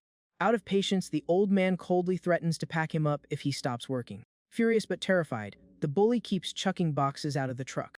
While the kid throws packages, the driver gets back in stance, muttering that kids these days have zero stamina. A box flies through the air towards the fight. Using the distraction, the veteran attacks while the teen is busy dodging the flying cardboard. Pure reflex kicks in as the biker smashes a box mid-air, destroying everything in his path. Noticing the kid's speed, the old man hyper-focuses on the opening he just made. He quickly spikes one of the boxes with his makeshift weapon. In a flash, he uses the added weight of the box to power up his next swing. The imps reacts instantly, blocking the heavy impact head-on. Feeling the shockwave, the kid glares intensely through his visor. Across the street, the enemy stays totally chill, completely dialed into the hyper-speed fight. Swinging the heavy weapon again, the old man mixes his attacks with the boxes still raining down. Refusing to back up, the student parries another brutal hit that literally shakes the air. In the background, the terrified client is throwing boxes at max speed, completely gassed. Exploiting the air support, the driver unleashes a devastating combo to corner the kid for good. Pressured by the relentless attacks, the biker crosses his arms to tank the fury. Ripping through the cardboard like paper, a straight punch obliterates the box trap. Instantly, the kid pushes forward, kicking through the debris and totally catching the veteran off guard. The delivery guy lands hard, cracking the pavement and striking a menacing pose. Pressured by the kid's raw power, the old man grits his teeth, realizing he's losing control. In a panic, the driver attaches a massive metal street sign to his weapon for one final attack. Throwing his entire body weight into it, he slams the heavy iron down toward the target. The impact is crushing, forcing the student to block the devastating blow head-on. The force is so insane the biker is pushed back, his sneakers literally dragging across the concrete. Panting, the older guy finally stops attacking, relieved he pushed the kid back. In the truck bed, the bully collapses, totally out of breath, whining that he threw everything he had. On the street, the MC wipes his cracked helmet, stating that last hit was enough to cover the scooter. Taking off the helmet to show his face, he coldly announces it's time to settle the debt. Seeing the kid's face, the driver goes into absolute shock, remembering an old underworld rule: show-offs always get packed up. Shaken by the memory, the veteran grips his cap, feeling immense pressure on his shoulders. His mind flashes back 30 years, to when he was a cocky youth telling his crew to stand down so he could solo a job. His partner told him to stop playing around and stick to the plan, warning that lone wolfing would get him killed. Walking confidently down a dark street, the young driver ignored the warning, claiming the target was just some corporate suit. His partner was terrified, knowing the target was backed by a massive syndicate. Walking into danger, the young driver claimed executives hide in the shadows and can't throw hands in a real fight. Super arrogant, he thought the show-offs die. Rule only applied to scrubs, which definitely wasn't him. The result of that blind confidence was a bloodbath, with the young man standing in a sea of defeated enemies. That bloody day, his attention locked onto one of the fallen bosses. Beaten and on his knees, the executive completely agreed with the young warrior's worldview. The suit admitted he was tired of old heads preaching survival, praising the kid's guts for saying it to his face. Flashing a cruel smile, the enemy revealed all those wise old men were already dead. Making even scarier, he confessed he unalived most of them himself, only sparing the kid because he finally found someone on his level. In the middle of the chaos, the guy proposed they both stay as arrogant as possible until they die, just to prove everyone wrong. The lore goes that after this traumatic encounter, the driver quit frontline combat and stopped chasing clout. His flashy assassin life, he went totally off the grid, only taking low-key jobs. He did it out of pure terror, paranoid that one day he'd run into that monster again. For 30 long years, the veteran did everything to stay under the radar and avoid attention. Shaking with anxiety, he realizes the universe is playing a cruel joke on him by sending a kid with that exact same dominant aura. His cap drops to the pavement while his survival instincts scream at him to run away. Taking a step forward, the kid is relentless, and the old man knows this fight is way above his pay grade. The helmetless biker is an absolute menace. Fighting him now would be pure arrogance. Fighting the panic, the veteran puts his bare hands up in a desperate final stance. Shocked by the shift in vibe, the kid whispers, curious to see the old man ready up. Sweating bullets, the old man wonders if living like a coward was really worth it. Clenching his fists, he bitterly realizes running away to grow old in the shadows was never a flex. Without hesitation, the driver charges the kid with everything he has left, knowing running away means living with the regret forever. Screaming with rage and frustration, he throws a max power punch, yelling that back in the day he hit just as hard. Smiling with respect, the MC praises the guts, saying this is the first time today the old-timer actually entertained him. Putting his entire 30-year career into one strike, the older man pushes his body to the absolute limit. Bam! A devastating counter punch hits the driver's face, completely shutting down the attack. The crushing impact sends the old man flying, while the kid finishes the follow-through, acknowledging the veteran's effort. With the enemy out cold, the MC casually says the old man doesn't need to pay for the bike anymore. Walking away, the biker says he'll let it slide since he's about to be a billionaire anyway and feels generous. Right then, the blonde bully totally loses it, screaming insults at both of them. The teen just gives him a dead, razor-sharp stare. Panicking, the coward grabs the boss as a hostage, threatening to do something crazy if anyone moves. He holds a knife way too close to the student's face. Completely unhinged, the blonde kid demands his phone back before he hurts her. Showing zero fear, the girl literally grabs the blade with her bare hand. Exploiting his shock, she delivers a brutal headbutt straight to his face. While he's dazed, she ends the combo by stomping hard on his knee. The force drops the bully to the floor groaning, while the girl calmly fixes her posture. Amazed by her skills, the biker listens as his boss asks if he really thought she organized all this without knowing how to fight. Super confident, she flexes that she won the one-on-one fight all by herself. The street finally goes quiet after all the chaos by the truck. To secure the W, Lee Sang steps on the blonde kid's head with zero mercy. The student admits he was surprised, praising her skills and asking why she hired protection if she can throw hands. Without a word, the client just turns her back and walks away. The street is completely littered with busted smartphones from the fight. Looking at his partner, the kid notices something about her injury. Defending himself, the delivery guy argues this job has variables and nobody is to blame for the mess. Flipping the script, he points out he was hired to fight, not play security guard for items, demanding his paycheck. Standing his ground, he points his finger, wanting to settle the invoice. But the girl completely ignores the bill and grabs his hands. Checking his injuries, the student asks straight up if he's really okay after taking hits like that. The MC is completely speechless at the sudden vibe shift. Super awkward, he stammers that he's fine and asks if she was worried about him. Sighing hard in annoyance, the client mutters that her partner is ridiculously stubborn. Losing her patience, she snaps, asking if his hands are made of steel, warning that if he gets seriously hurt, the contract is cancelled instantly. Walking away from the wreckage, the girl gives one last warning that she'll fire him if he acts like a rookie again. He quickly agrees. Still a bit embarrassed by the scolding, the kid just lets out an awkward laugh. The veteran by the truck smiles, exhausted, saying youth is beautiful and telling her to go easy on the brave kid. Looking up at the sky, the man thanks the MC for waking up his fighting spirit, swearing to stop hiding from now on. The student listens quietly as the old man offers to help, warning that just the two of them won't survive what's coming. Trying to stand, the driver falls and begs for help because he can't feel his body, but the kid coldly rejects him. Ditching the veteran, the biker complains about the totaled scooter and asks what the plan is. She says the next stop is close. Yelling from a distance, the injured man warns the duo is going to get packed up if they keep acting like this.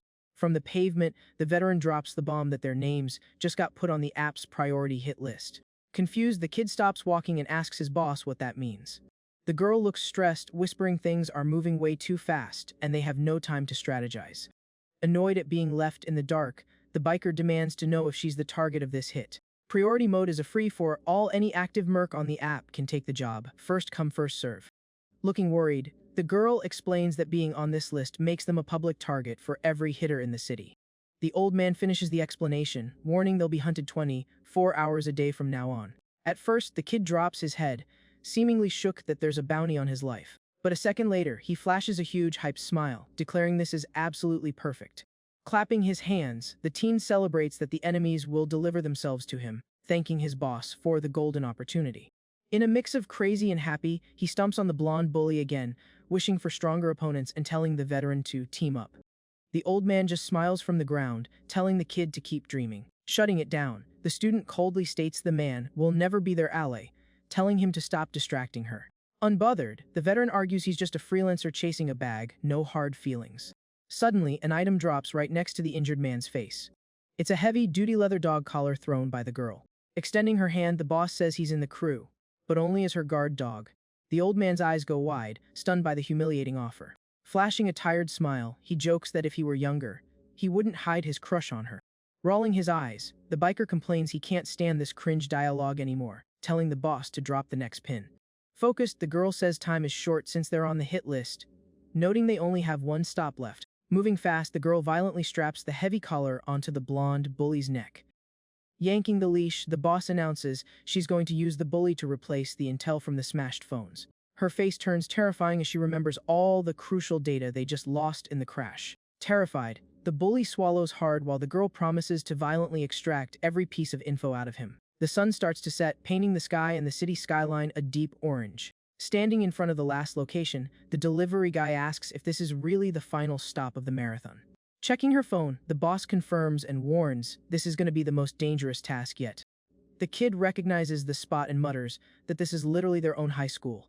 Mad at the wasted trip, he complains they could have just handled this first, demanding his perfect attendance award back.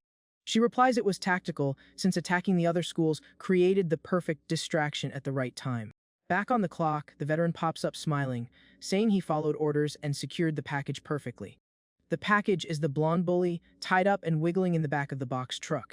Joking around, the old man says he'll be a human shield if things go south. She sarcastically praises his bravery. Annoyed by their vibe, the delivery guy roasts the age gap and tells the old man to respect him too. Suddenly turning serious, the kid smells blood and realizes a brutal fight just went down inside. Ice cold as usual, the boss just says she expected this. Parked by the main gate is an unknown delivery bike, meaning another hitter is already here. They look up at the 5th floor student council room, knowing it's the final arena. The kid notices the black curtains are drawn, finding it weird since the room was wide open and lit just a minute ago. Walking through the empty halls, the teen figures someone beat them to the punch. With her blank expression, the boss suggests a second theory: they are the actual targets of the ambush. Suddenly, an unknown voice echoes down the hall confirming both theories, as a guy in a white jumpsuit walks toward them. The new guy complains they're too slow, casually mentioning he already wiped out the entire student council. Showing zero remorse, the hitter jokes he got bored waiting and decided to clear out the rest of the students too. Absolutely stunned by the guy's nerve, the veteran notes there wasn't a single student left besides the council. Furious, the old man in the blue cap steps up, complaining this guy is just another amateur breaking the basic rules of the game. The veteran lectures the merc, explaining that doing unassigned extra work totally ruins the unspoken code of their profession. In a flash, the guy in the white jumpsuit launches a blindingly fast, fatal strike at the old man's outstretched hand. Exploiting the opening, the enemy lands a merciless blow, severing the driver's arm mid-sentence. Ice cold, the assassin tells the veteran to shut up and warns him never to point a finger like that again. The shock is instant. The old man stumbles back in absolute agony from the brutal injury.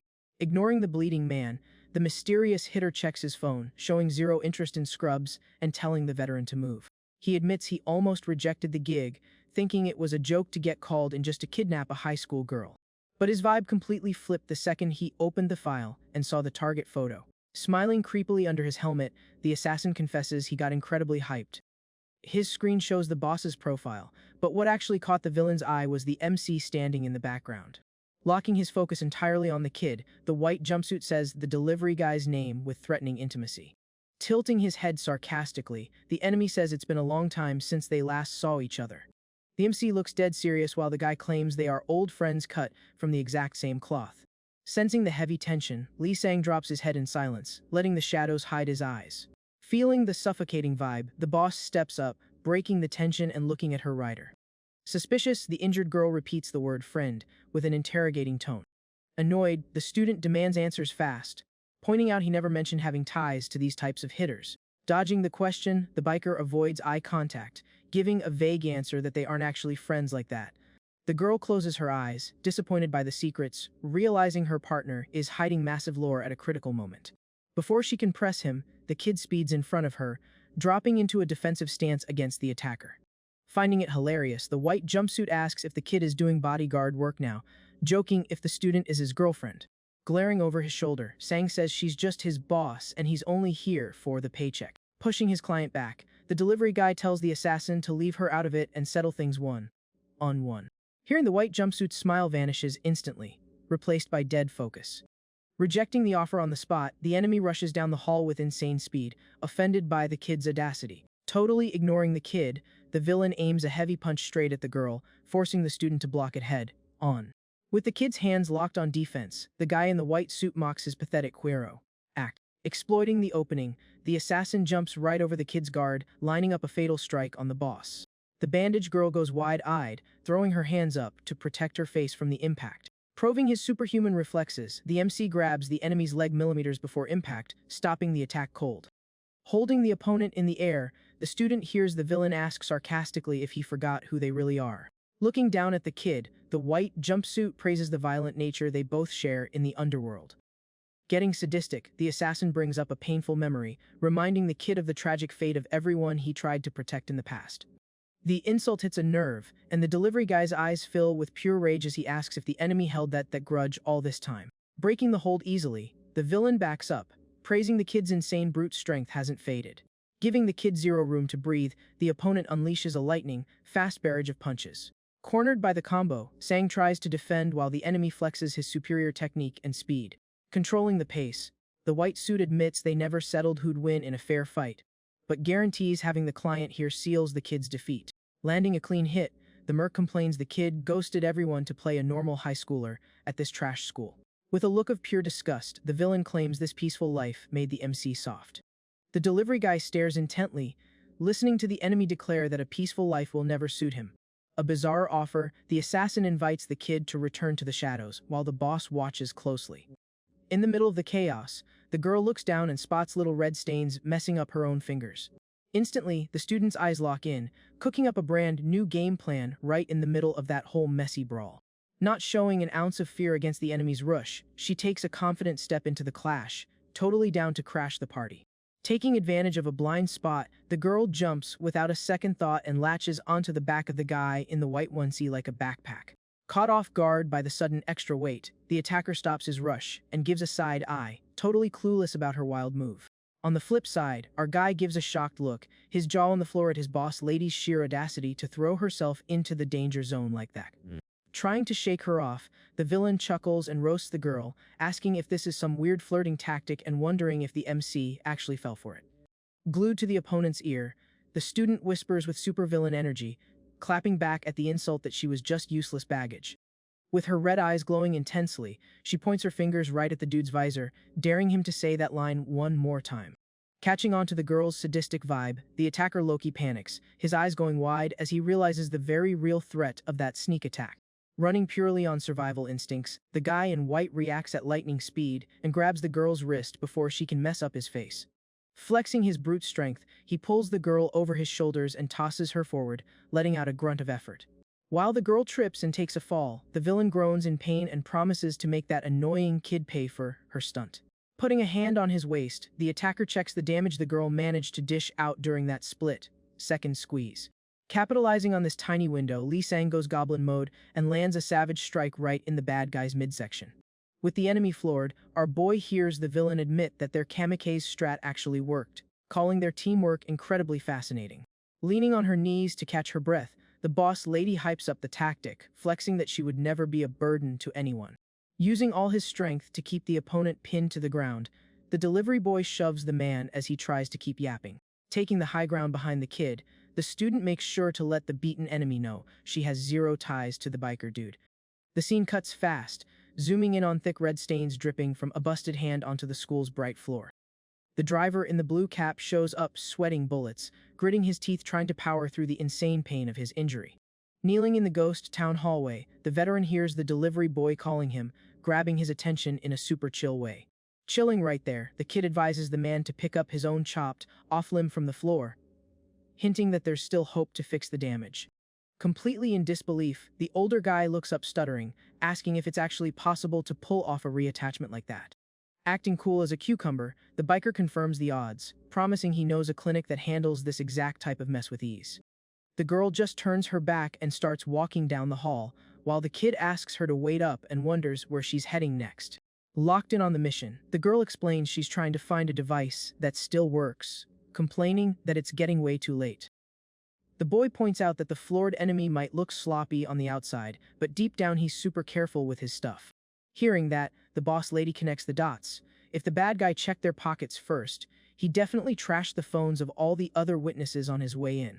The student then chimes in, saying this guy's whole workflow is always a hot mess, warning her that the student council room is probably looking like a disaster zone. The boss lady stops in her tracks, looks back, and tells the kid not to cross the line, asking why he's suddenly acting like her therapist. Annoyed by her spicy attitude, the biker points a finger and complains that she always starts drama even when he's just trying to be a nice guy. Cutting the bickering short, the girl points her finger right at the defeated dude on the floor. Super skeptical, the student asks if the boy is seriously claiming this hitman guy as his bestie. Running out of patience, Lee Sang mutters under his breath and firmly sets the record straight. That dude is 100% not his buddy. The helmet-wearing attacker smirks on the floor, clapping for the girl's question and demanding to know what the deal is between him and the kid anyway. The antagonist himself jokes that, if he had to label their relationship, he'd call the kid a total stalker. Totally grossed out by that idea, the teen tells the guy to kick rocks, calling the comparison insanely creepy and weird. Dripping with sarcasm, the opponent explains they only bumped into each other a few times at their old gig, but the kid was always looking for beef and constantly trailing him. The guy keeps going, claiming that's the literal definition of friendship, which makes the boy grab his collar and ask if he wants to get knocked out round 2.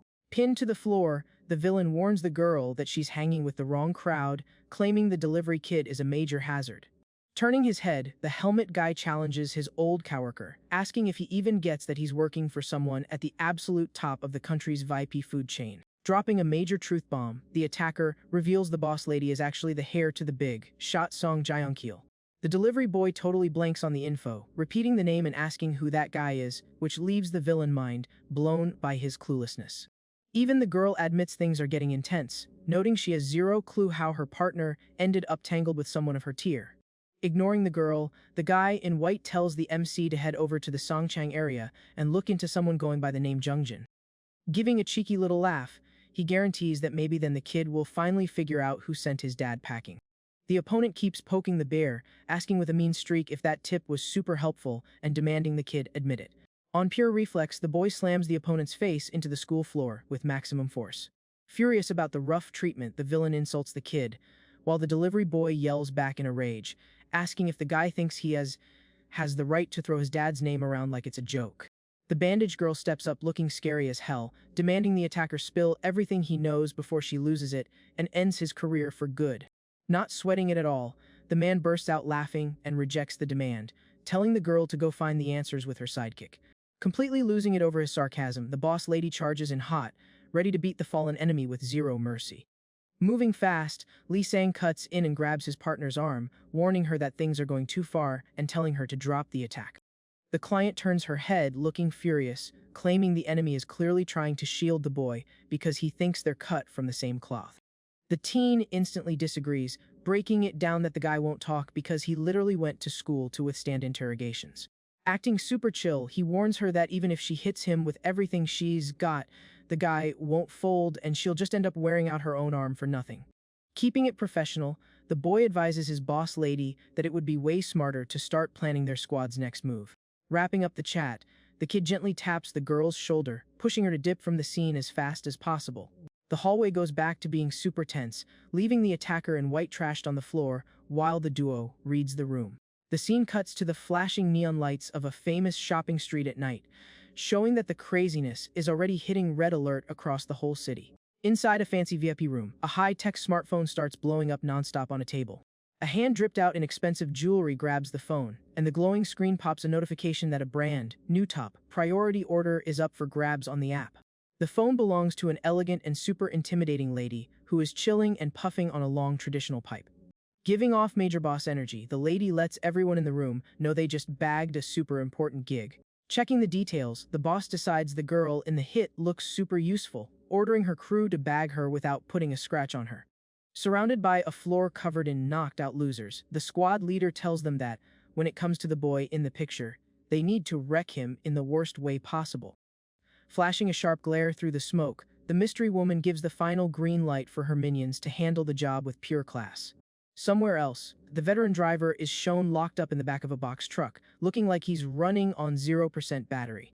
Trapped right next to the old man, the attacker, in white, complains about the total disrespect, asking what the boomer is staring at, and calling the whole vibe incredibly pathetic. With the hostages safely secured, the delivery boy slams the truck door shut, locking the two ops in pitch darkness. Chilling in the driver's seat, the older man double checks the game plan, making sure the job is just dropping the guys off at the spot, and asking if they can actually fix his missing hand there. The teen clears up that the place just looks like a regular hospital from the outside, telling the guy to drop his name at the door so they can handle all the repair paperwork. Walking next to his boss lady, the delivery kid drops one last warning looking over his shoulder, telling the driver not to pull any sus moves during the trip. The older guy stays chill, explaining he already got paid up front for the ride and has zero reason to break the deal, telling the kid to take a chill pill. As the truck fades into the dark streets, the girl stops walking and turns to face her partner. Fast toss, the boss throws a small item right into the kid's hands. The boy catches it out of the air like a pro, staring totally stunned and confused at the fresh motorcycle key he just scored. The bandaged girl points out that his busted yellow scooter got completely trashed, ordering him to start riding this new model instead.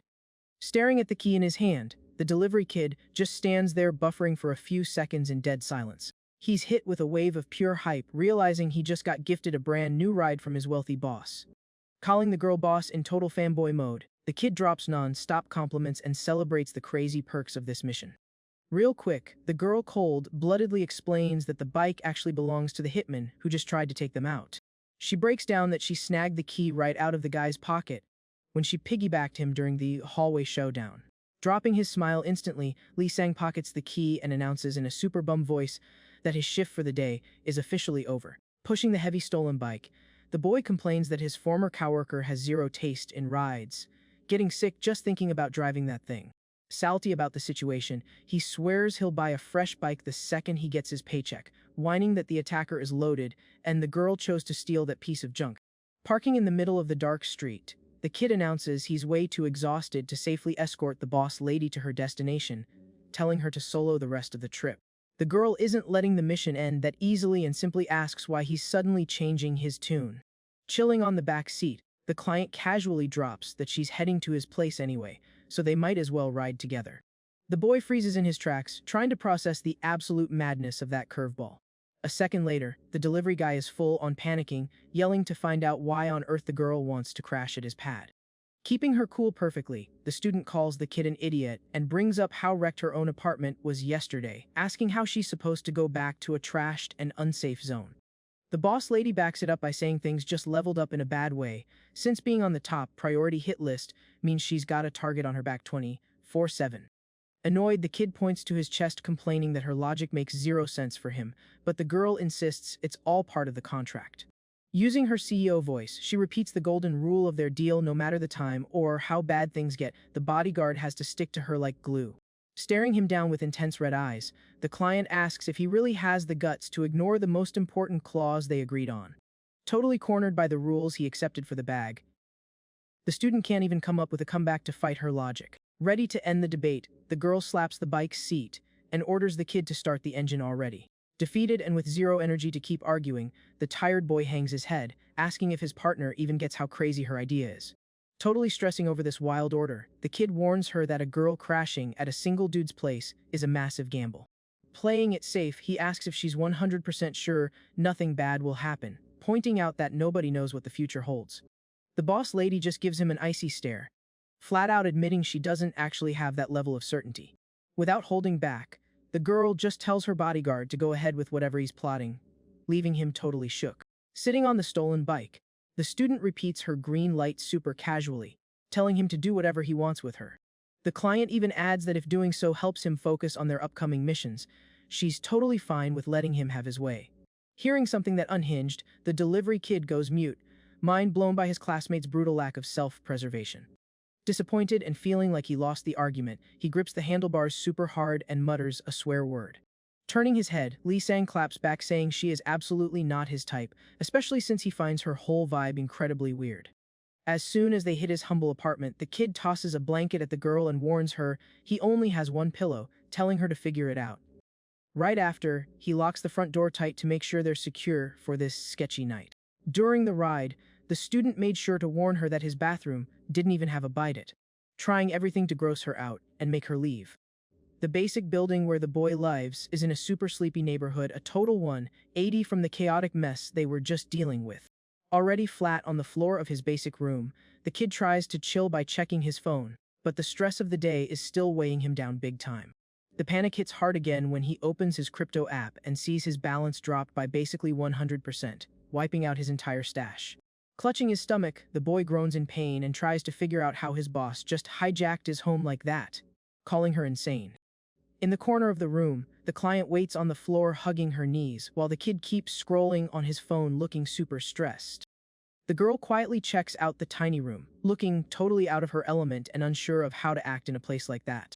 Facepalming, the boy gets even more annoyed by his guest's awkward silence, feeling like this whole situation is driving him crazy. The memory of the girl telling him to do whatever he wanted keeps playing on a loop in his brain. The flashback to the bike ride highlights just how much her cold, submissive attitude caught him off guard. Mentally drained, he wonders if this is how a mental breakdown starts, admitting to himself he brought the literal worst person possible into his crib. Sizing up his partner from across the room, the biker gets a terrible gut feeling that staying linked to her is going to end in a massive disaster. With a hyper-focused look, he swears to himself that the second he gets that massive payout, he's ghosting this place without looking back.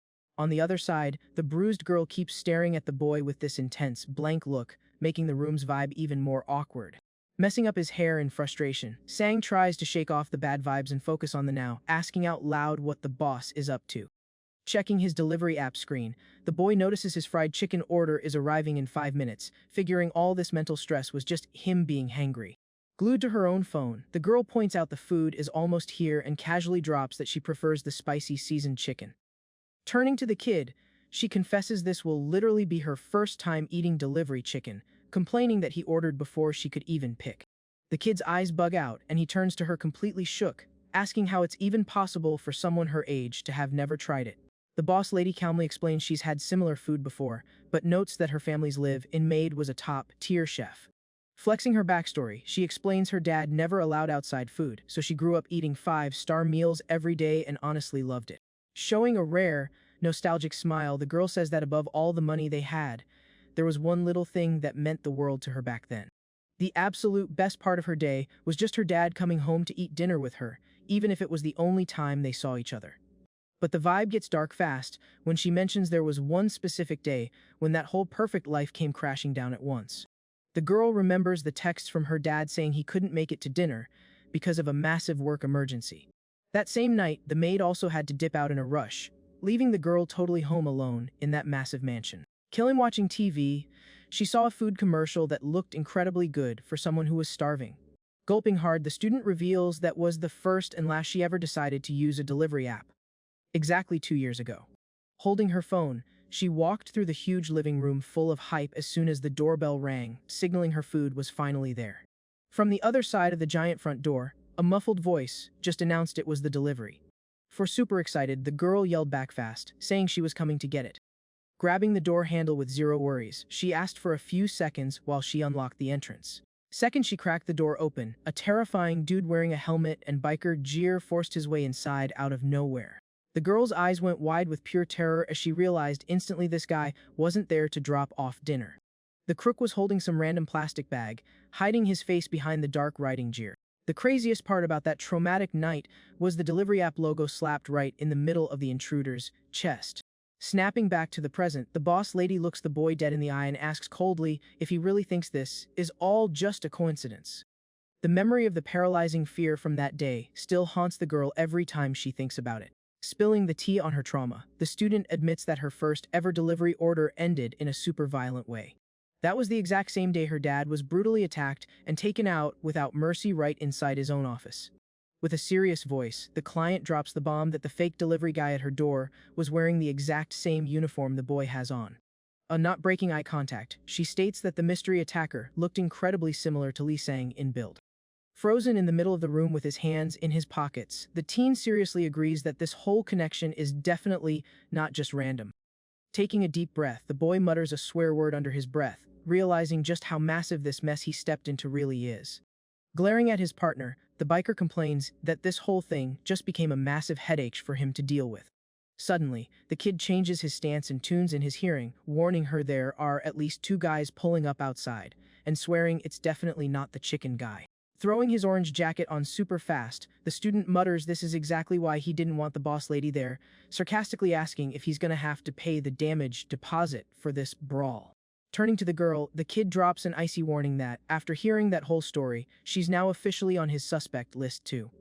The bruised girl just watches her partner gear up for a fight, keeping her usual blank NPC face.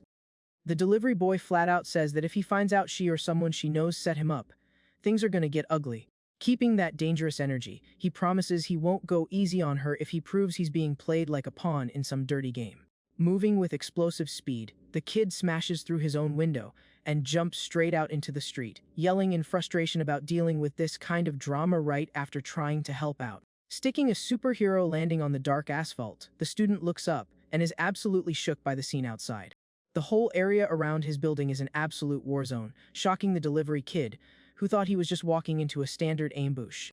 A tall dude dripping in a designer suit is holding one of the attackers by the collar while a bunch of his squad is already knocked out cold on the ground. Totally wrecked, the intruder getting choked out is crying for help in pure panic. Noticing the MC pull up, the mystery man turns his head slightly, curious about the sudden interruption to his work. With zero chill, the suited guy just drops the unconscious enemy on the pavement like garbage. Fixing his posture, the newcomer looks at the kid calmly and asks straight up if he's the famous Lee Sang. Walking with smooth, confident steps, the fancy dude heads toward the kid in the middle of the wrecked street. Catching the student off guard, the guy raises a hand and offers a friendly handshake, acting like the war zone around them doesn't even exist. Flashing a polite smile, the suit officially introduces himself as Yang Ji Woo, showing off major class right from the jump. The kid stares at the man's raised hand with a look of pure boredom and maximum suspicion. Ignoring the guy's friendly act, Sang tells him to move out of the way and bluntly states he doesn't shake hands with randoms. The legal pro Yang Ji Woo drops his hand without a word once he realizes his greeting got left on read. He sarcastically accepts the rejection, hinting that he already gets how feisty the kid in the orange jacket is. Looking closely at his own hand, the man mutters that apparently he's the one being disrespectful in this conversation. Moving lightning fast, the newcomer whips out a steel baton and swings a heavy strike, forcing the kid to dodge. After missing the brutal hit, the man in the trench coat coldly declares that the real lack of manners here is the delivery kid still breathing.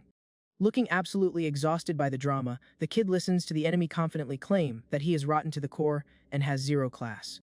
Yang Ji Woo points his weapon straight at the boy, promising that from now on, he'll make it his personal project to teach the kid how to live right. The invader's toxic threat is that the kid is about to spend his next few days living worse than a stray dog.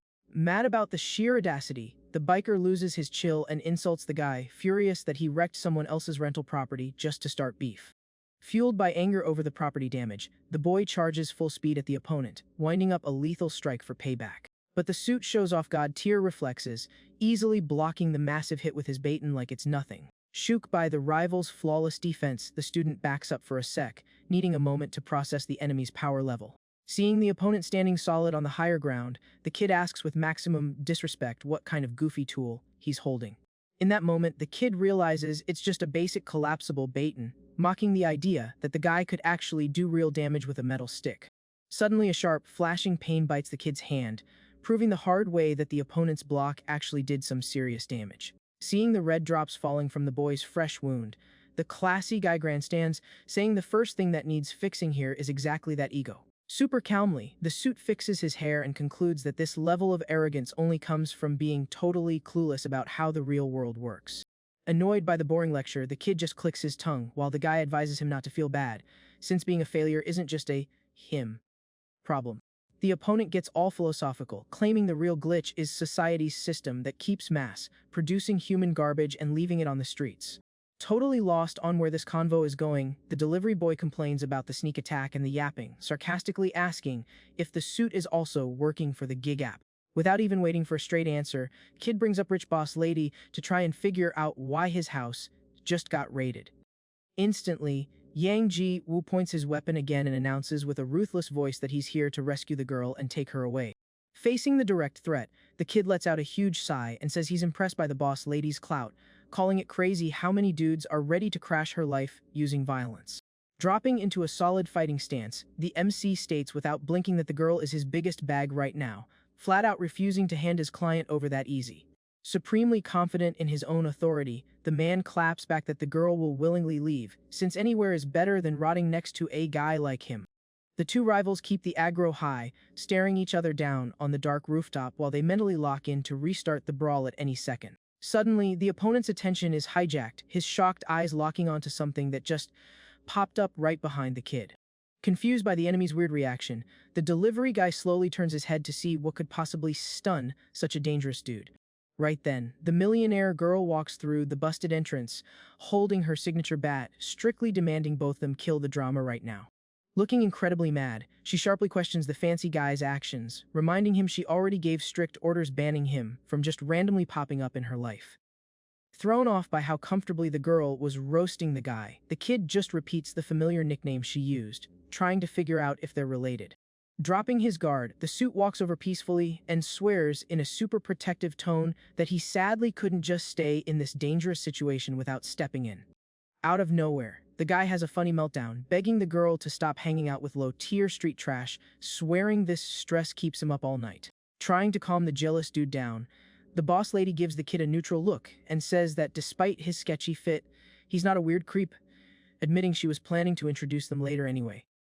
She quickly takes the lead on the formal intros, explaining that the guy in the trench coat is a Northern District prosecutor who's been her assigned bodyguard since she was a kid. Losing his mind at the idea of being friends with a street rat, the suit yells in disgust that he refuses to be introduced to a guy like that, swearing to beat him until he runs away crying. As a quick response to his raging tantrum, the boss lady simply raises a finger, flashing the universal sign for everyone to shut up. With a terrifying look that could freeze anyone, the girl tells the guy straight up to close his mouth, warning him he's making way too much noise in front of someone else's house. Without dropping her guard, she asks with maximum sass if those crazy violent threats mean he's doubting her ability to make smart choices. Immediately, the guy loses all his tough guy aura and backs down looking pathetic, stuttering to explain that his freak out is just because he genuinely cares about her safety. Satisfied with the veteran's total submission, the boss shuts down the topic coldly, accepting the excuse before turning her back on the rowdy duo who broke the front door.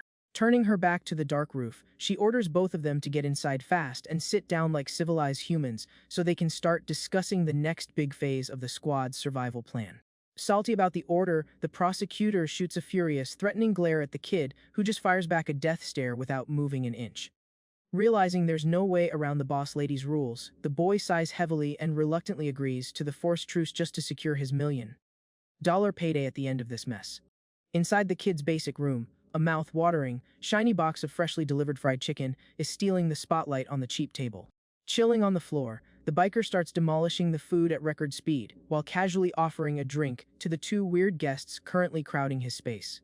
On the other side of the tiny room, Yang Ji-woo stays with his arms crossed looking super disgusted, demanding the kid get that cheap, grazy food out of his sight. Instantly, the delivery boy shoots him a deadly glare, warning him that if he even tries to touch the food, there will be massive consequences. Ignoring the goofy beef between the guys, the boss lady takes a bite of the food and decides that, even though today was a chaotic mess, raiding schools actually worth it to reach their goal. The spot the girl drops as the squad's final destination is the notorious Xiangcheng district, widely famous as the most corrupt and violent adult entertainment zone in the entire country. The girl breaks down all the details, explaining that the main target of this crazy op is an insanely mysterious boss who runs the area's underground while hiding behind the alias Jungjin. With a mocking look, the girl admits she thinks using the name Queen is super cringe, promising it would be hilarious to have to say that nickname out loud in public. During the meal, the girl stares at her food looking deep in thought before announcing, with absolute confidence, the official name for their trio's raid. Holding up a clean chicken bone, she declares that, from now on, their risky invasion into the enemy base will be called Operation Chicken Delivery. Chewing his food, the delivery kid ruins the dramatic moment, raising his hand to point out that this whole master plan is based on the lies of the hitman they knocked out earlier.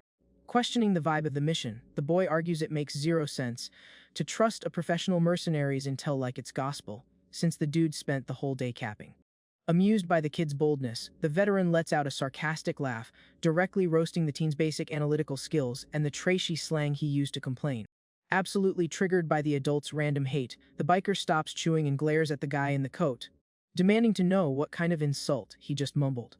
Shocking everyone, the prosecutor is suddenly chewing the food calmly and promises the squad has already double-checked the intel using premium sources, sarcastically suggesting there's still time for the kid to rage quit the job. Totally outraged, the biker yells, asking why he's the one who has to leave his own house, and calls the guy out for stealing the food he just said he hated, while the opponent shamelessly denies ever rejecting the meal. Even while enjoying a juicy piece, Yang Ji, who keeps flexing his ego by harshly reviewing the cheap dish, claiming in disgust that the weak seasoning actually ruined his appetite. Refusing to get styled on under his own roof while sharing his food, Lee Sang completely runs out of patience and orders the duo to get out of his room right that second. Switching topics instantly to avoid getting kicked out, the suit points at a cup and drops the number 78 into the air, grabbing all the attention with the fresh stats. Sitting on the floor with crazy elegance, the man drops the scary fact that this was the exact headcount of professional hitters who tried to zero the kid, since the priority bounty went live this afternoon. The prosecutor calmly explains that the boy only missed how massive the threat was because his elite security team intercepted the 78 attackers way before they could even reach the zone. Using a dark, hostile tone, the suit locks eyes with the kid and asks if he has even a clue about the insane danger level of the shadow war he just dove into. To paint the picture of how bad it is, the older guy reveals that almost everyone who ends up on that app's hit list meets a brutal end within 48 hours max. The only real survival strat would be to flee the country or hire a massive private army, which makes the MC's chill attitude while inhaling chicken look like absolute insanity and a total disconnect from reality. With a threatening tone, Yang Ji Wu makes it crystal clear the attacks won't stop, and the situation is about to get way worse, dragging even more twisted gangs into this turf war. Staring down the stubborn kid, the guy makes it obvious he couldn't care less if an arrogant brat survives, warning him that soon he'll be facing problems he can't just punch his way out of. The whole point of that exhausting lecture was to drop the real Fulo biker simply doesn't have the stats to protect a hunted hare like the boss lady 24/7. Literally 0% stressed by the dramatic speech, the kid gives a bored look and straight up says he doesn't see a reason for this cheap scare tactic. Flashing that dangerous, analytical look of someone who learned to fight by surviving the streets, the boy promises with absolute ice in his veins that, when it comes to real fights, he simply never takes an L. The main reason pushing the kid to keep breaking enemies and dodging the Reaper is pure logic. Failing means giving up the guaranteed bag at the end of the contract. Right in that suffocating moment filled with dark info in the tiny room, heavy, rhythmic knocks echo from the front door, instantly ruining any safe vibes left in the place. From outside the busted door, a voice is heard updating the prosecutor that the crew just finished scrubbing the area of the incident. Right after, the worker hints that it's the perfect time for the boss to head out. Slowly, the prosecutor turns his head, processing the update without dropping a word. Getting ready to dip, the man in the suit turns his back on the basic apartment. Before hitting the door, Yang Jie Wu admits to the injured girl that her choice still makes zero sense in his head. With a stiff posture, the veteran demands the student prove through her actions that she made the right call. Gripping the doorknob hard, the prosecutor drops one final warning for the delivery kid, highlighting exactly what's going to happen if he brings any trouble to the client. Cold as ice, the guy in the suit promises he will delete the boy without a second thought if anything goes south. After dropping the toxic threat, the man slams the door hard, leaving the teens all alone in the tiny room. Mad at the disrespect, the delivery guy mutters that if that bold dude comes back and invited, he'll personally deliver the finishing blow. The teen boss lady just listens to her partner vent, keeping her face totally blank. Letting out a tired sigh, the kid takes off his dirty jacket, just wanting 1 second of peace. Suddenly, Lee Sang's eyes bug out, totally caught off guard by some movement in the other corner of the room. The girl started changing her clothes like it was nothing, neutrally explaining she forgot to pack clean fits for the night. Ignoring the guy's panic, the girl asks to borrow some clothes, claiming a hot shower is exactly what she needs right now. While the client is in the bathroom, the boy lays out a thin blanket in the middle of the living room to rig up a spot to sleep. He tosses a pillow onto the blanket, making a somewhat passable bed on the floor. Checking out the DI bed, the kid reviews his work, fully aware he's getting zero comfort tonight. The sound of water running in the bathroom catches the boy's attention, who listens to everything in silence. Through the tiny frosted window, the noise of the shower breaks the late-night silence in the building. A few minutes later, the handle turns and the sliding door gets yanked open. Walking barefoot into the room, the girl asks, super offended, if those dusty pieces are the only clothes the kid owns. Drying her wet hair, the girl roasts the musty smell of the employee's oversized t-shirt. Blushing intensely, the boy covers his eyes and yells, demanding the boss lady put some pants on immediately. Lifting the hem of the shirt, the girl shows she's already wearing short shorts, curing the kid's panic. Getting his chill back, the delivery guy warns her that tomorrow she needs to wear something more low-key so they don't attract aggro on the job. Out of patience, he tells the girl to sleep well, even while muttering that her being there is going to ruin his sleep. Both of them just stand in the middle of the room, sharing the awkwardness of being stuck in such a tiny space. To break the silence, the boy sharply reminds her that there's only one actual bed in the house. The bruised girl returns the stare coldly, waiting for the bodyguard to solve the glitch. Crashing on the fake bed on the floor, the kid turns his head, feeling the exhaustion take over his body. From the real bed, the client coldly announces the room is pitch black now.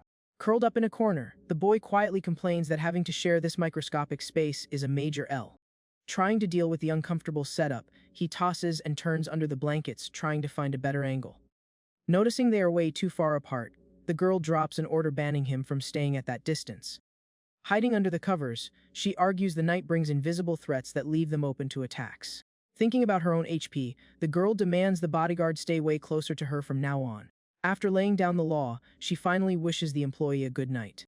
The next day drops with sunshine, lighting up the gorgeous classic architecture of a high-end restaurant. Inside the VIP spot, an older dude downs a small glass of liquor in one shot. Enjoying the drink, Congressman Ji-woong Soo brags that ditching responsibilities to drink in the afternoon is elite-level fun. With a sketchy smile, the politician says he could barely wait to meet up with his favorite company. Focused on pouring the drinks, the hostess hypes the man up, saying his preference makes her super grateful. Luxury hostess Cheung-gul promises she lives only to grant the big shot's wishes. The politician laughs out loud, celebrating how good the girl is at sweet talking. Jumping up suddenly, the man slaps the table and announces he's hit his limit. A bit dizzy from the booze, Ji-woong Soo says he's making a quick pit stop at the restroom. As soon as the congressman steps out, the heavy door slides shut, leaving the hostess all alone in the room. With the client gone, the hostess's obedient smile vanishes, swapping to a cold, calculating glare. Walking down the huge hallway, the man grumbles about how badly he needs to hit the bathroom. During his speed walk, the politician runs into a super weird scene straight ahead. A guy in a sharp suit has his head down, kneeling on the polished wooden floor. Recognizing the dude, the congressman steps up curious to confirm who it is. Ji-woong Soo asks what would make the powerful CEO Hyo-young gang put himself in such an embarrassing spot. The glasses-wearing executive lifts his tired face and greets the congressman with heavy respect, switching up the vibe of the convo. The man asks for one more shot to bag the hair, swearing he won't fumble it this time. The politician waves him off, roasting the executive for choosing the bottle over making moves at the right time.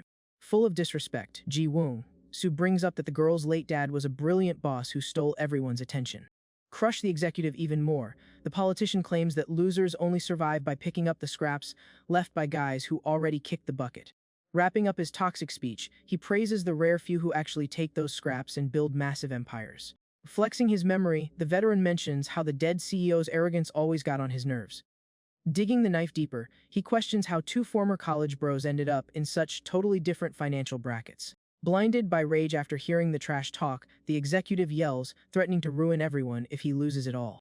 The congressman just laughs at the drama, mocking the empty threat from a desperate dude. Walking away down the hall, Ji-woong, Sue states that fake threats are strictly for people who actually hold power. Locked in the VIP room, the hostess freezes her hands over her musical instrument when she hears the beef outside. Hitting his breaking point, the floored executive orders his goons to eliminate the congressman right now. At that exact second, the hostess reveals a razor, sharp blade hidden inside the wood of her instrument. With insane speed, Chiang-woo pierces the paper door with a lethal strike, while the politician tries to block it with his arm. The power of the attack is obvious, as the blade slices his suit and tags the politician's arm, leaving red marks on the spot. The executive on the floor watches the botched hit from far away and shakes in fear, seeing his target survived. Not caring about the victim's block at all, the attacker flashes a twisted, evil glare. Whimpering near the shredded door, the congressman lets out a crazy laugh, realizing the hostess is also in on the setup. The woman holds the blade close to her face and switches back to her sweet voice, apologizing for making things awkward. Bowing to the shadowy figures in the back of the room, the woman in blue begs pardon for acting out of line. The shot shows a beautiful traditional Korean building under a crystal, clear sky. Inside, the politician tries to stay on his feet, dealing with insane pain from the hit he just took. Clutching his wound, the guy looks up, totally lost about what's going down. The hostess looks down at the congressman surrounded by coyote guards and mentions the place was supposed to be chill. Super cold, the woman in blue announces that from now on, she's the one handling him. Panicking over the scene, the executive begs her to back off, warning that taking out the congressman is crossing the line. The politician then reaches out and grabs the executive, silently begging for a lifesaver.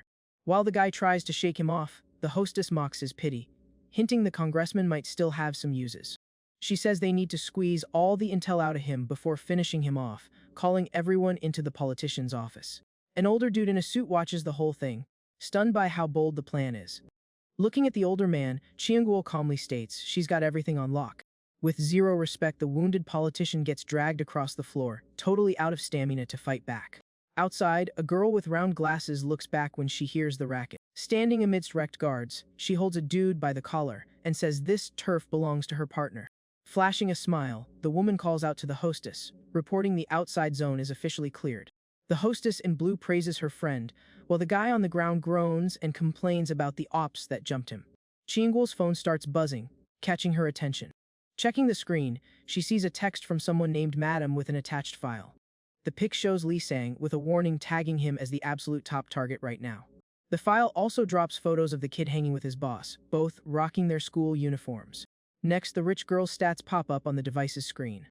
Reading the intel carefully, the woman in blue totally gets the new quest she just got assigned. On the street, the older guy in the suit hops into his luxury ride, apologizes for the mess, and promises double pay next round. With the deal locked in, the fancy car pulls away, leaving the scene in the dust.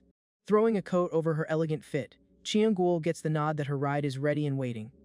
The woman with glasses walks up looking curious, asking if her partner is heading to the sketchy Songchang neighborhood. With a focused and distant look, the hostess just confirms the suspicion with a short answer. Watching the sunset cover the city, she figures she will have to work until super late that night. The scene cuts to a massive traditional entrance, revealing the domain of the local VIP entertainment house in the Seongchang area. In the inner courtyard, several young women dressed in traditional outfits are lined up in front of a guy in a suit. Super harshly, the old madam uses her pipe to lift the face of one of the terrified girls. Analyzing the young woman up close, the veteran complains that her eyes are uneven and her stare has literally zero sparkle. The boss keeps roasting the girl's features, claiming those chapped lips would never catch anyone's interest. Tapping her pipe on the newbie's shoulder, the woman points out her bad posture and declares she is completely useless for serving their VIP guests. With pure disgust, the old boss states that this one would not even be fit for the lowest janitor gig in the place. Furious with the group's terrible quality, the madam demands the guy in charge explain the reason for this absolute train wreck. Sweating bullets, the suit apologizes for the incompetence, making excuses about a massive issue at their partner schools and promising to fix everything as fast as possible. Before the guy can even finish his sentence, a massive punch hits him square in the face, sending the dude flying through the air in a devastating blow. The attacker is a huge, muscular dude in a suit who scolds his coworker for daring to make excuses to the madam like that. Tapping the pipe against her own hand, the old leader grumbles that this lack of skill is exactly why the guy is still just a useless errand boy. Showing her ruthless side, the woman demands a solution for the shortage of girls, demanding he bring in even younger recruits if the main plan flopped. Exactly at that tense moment, a loud noise comes from the property's main gate. The heavy wooden doors swing open, revealing the silhouette of a young guy standing against the sunlight. Strutting into the courtyard with total confidence, our MC shows up rocking his trademark orange jacket. Annoyed by the sudden break, the madam narrows her eyes, wanting to know who the bold punk is that dares to waltz into her territory acting so arrogant. Playing it cool, the biker asks who is in charge of the screening, almost letting it slip that he came for a brawl before apologizing for being late. Super casually, the student runs a hand through his blonde hair to fix his style. Using a fake name, he introduces himself as Lee Bong-ju, swearing he was sent by the operations recruiters. The kid reveals he heard about their urgent need to find pretty girls, while a figure in a traditional dress walks right behind him. The companion wears a large hat that totally hides her face, and the guy comments that it was an absolute nightmare getting her there safely. Exuding confidence, the teen promises the old leader that she will absolutely love the girl the second she lays eyes on her. Lifting the brim of the hat with charm, the rich client reveals she is disguised in a gorgeous traditional outfit and heavy makeup. A quick flashback explains the plan, showing the duo walking earlier through a dark alley in Songchang. In the memory, the student was cornered by a creepy recruiter, asking him to back off and threatening to call the cops to scare him. The thug just laughed at the threat, promising the gig was not that bad and that a gorgeous girl like her would make a fortune working in the area. Totally mocking the idea of the cops, the guy arrogantly explained that the entire neighborhood belonged to their rules. As an immediate response to the threat, the biker came out of nowhere and landed a wrecking ball punch right to the recruiter's face. Looking at the enemy knocked out cold on the alley floor, our MC noticed that the guy's flashy orange jacket would fit him perfectly. While the teen stripped the fallen attacker, the boss complained that she would rather do this in her own clothes, questioning if all this acting was really necessary. Back in the present, the disguised delivery guy just mumbles, confirming that playing pretend is the only way they are getting into the operation.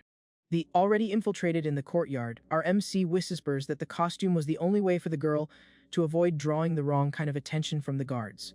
The reason for the huge risk was simple: they had literally zero real clues about the mysterious queen controlling the area, other than her fake name. Because of that, the student decided the only viable way out was to storm the enemy base head on and dig up the answers themselves. In the present, the old madam and the hulking henchman are left totally speechless by the newcomer's presence.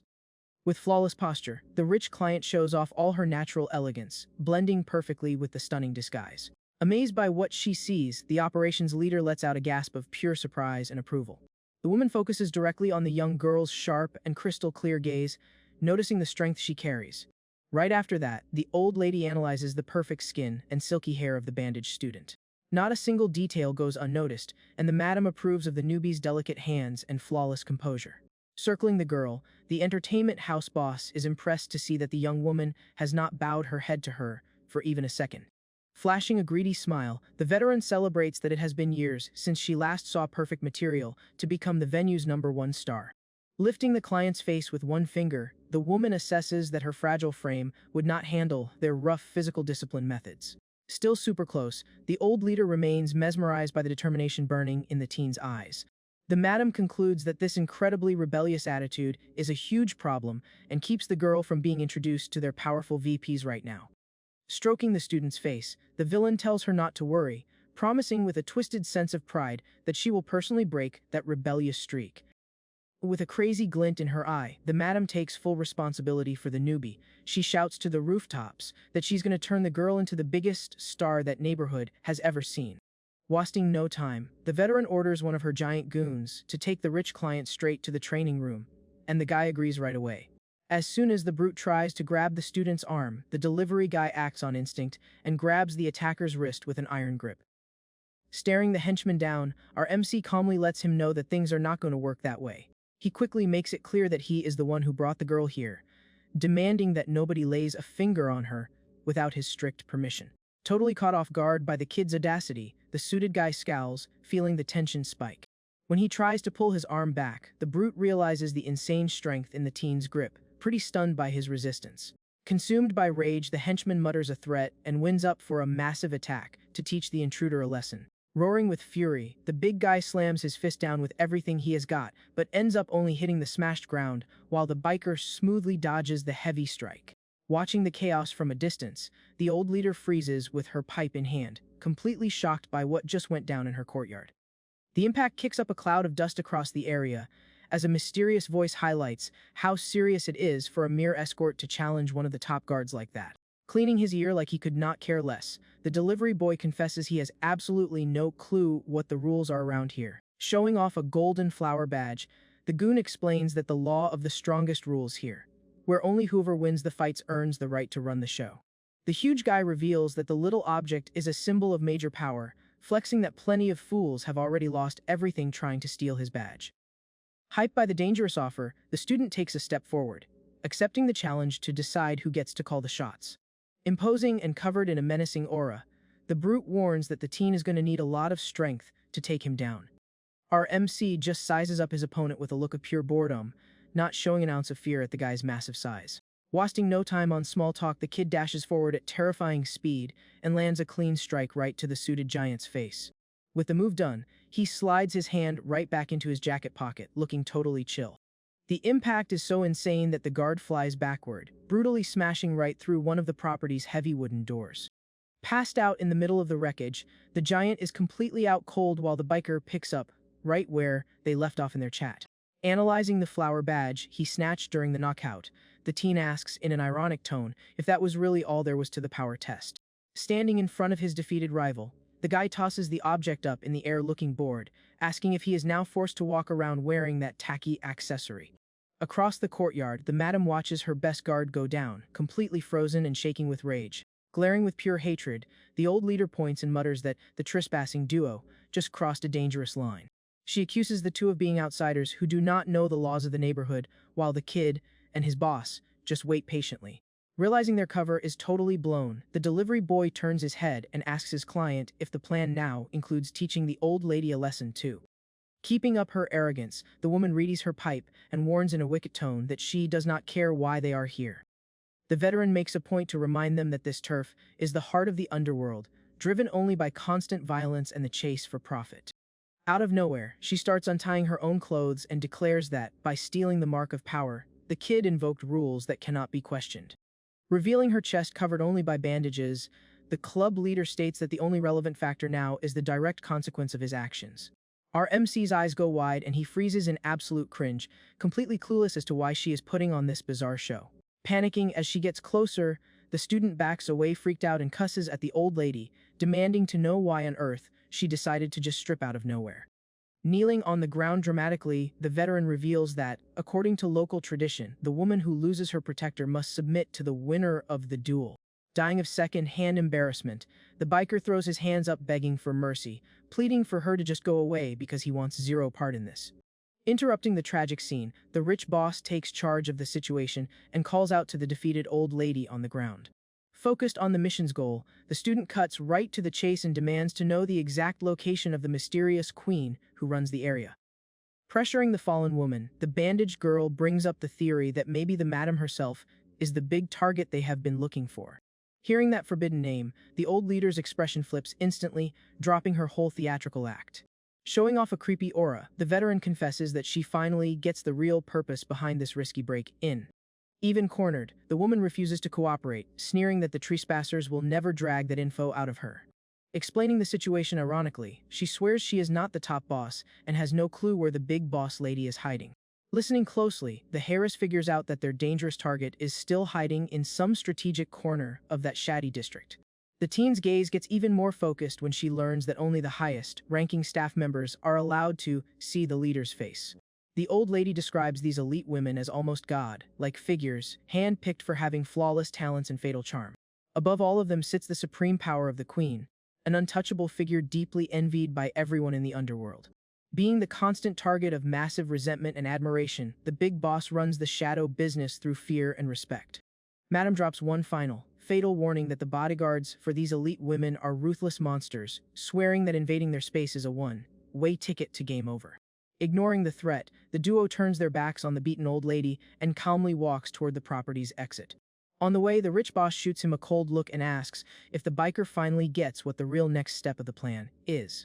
Buzzing with hype and cracking his knuckles, the kid figures the best game plan is to wreck everything in sight until he catches the big boss's attention. Vibing with her employee's practical mindset, the girl agrees and suggests they wrap up this mess ASAP so they can go grab some grub, since she's absolutely starving. As the night rolls in, the fancy cluster of nightclubs tucked away in the narrow, old-school streets of the sketchy district finally reveals itself. The whole place turns into pure chaos the second a guy in a suit gets yeeted hard through the venue's paper doors. After totally owning the area, a hand tosses another golden flower badge, proving yet another security boss just bit the dust. The camera focuses on the dropped emblem and snaps a quick pic, logging that another enemy base has been successfully cleared out. Carrying a whole stack of looted badges, the delivery guy tiredly mutters that he's already taken down dozens of goons tonight alone. Super annoyed by the endless wave of haters, the kid grumbles that he should have charged premium executive rates for this gig instead of the standard fee. Peeking over his shoulder, he spots his client glued to her phone and asks just how long they'll have to keep hunting the local top brass. Down on the wrecked floor, a low-tier worker cries while tied up, screaming in total disbelief at the invader's audacity to trash her workplace. Keeping her unbothered queen energy, the rich boss lady stares down the defeated woman and assures her she knows exactly what kind of mess she's stepping into.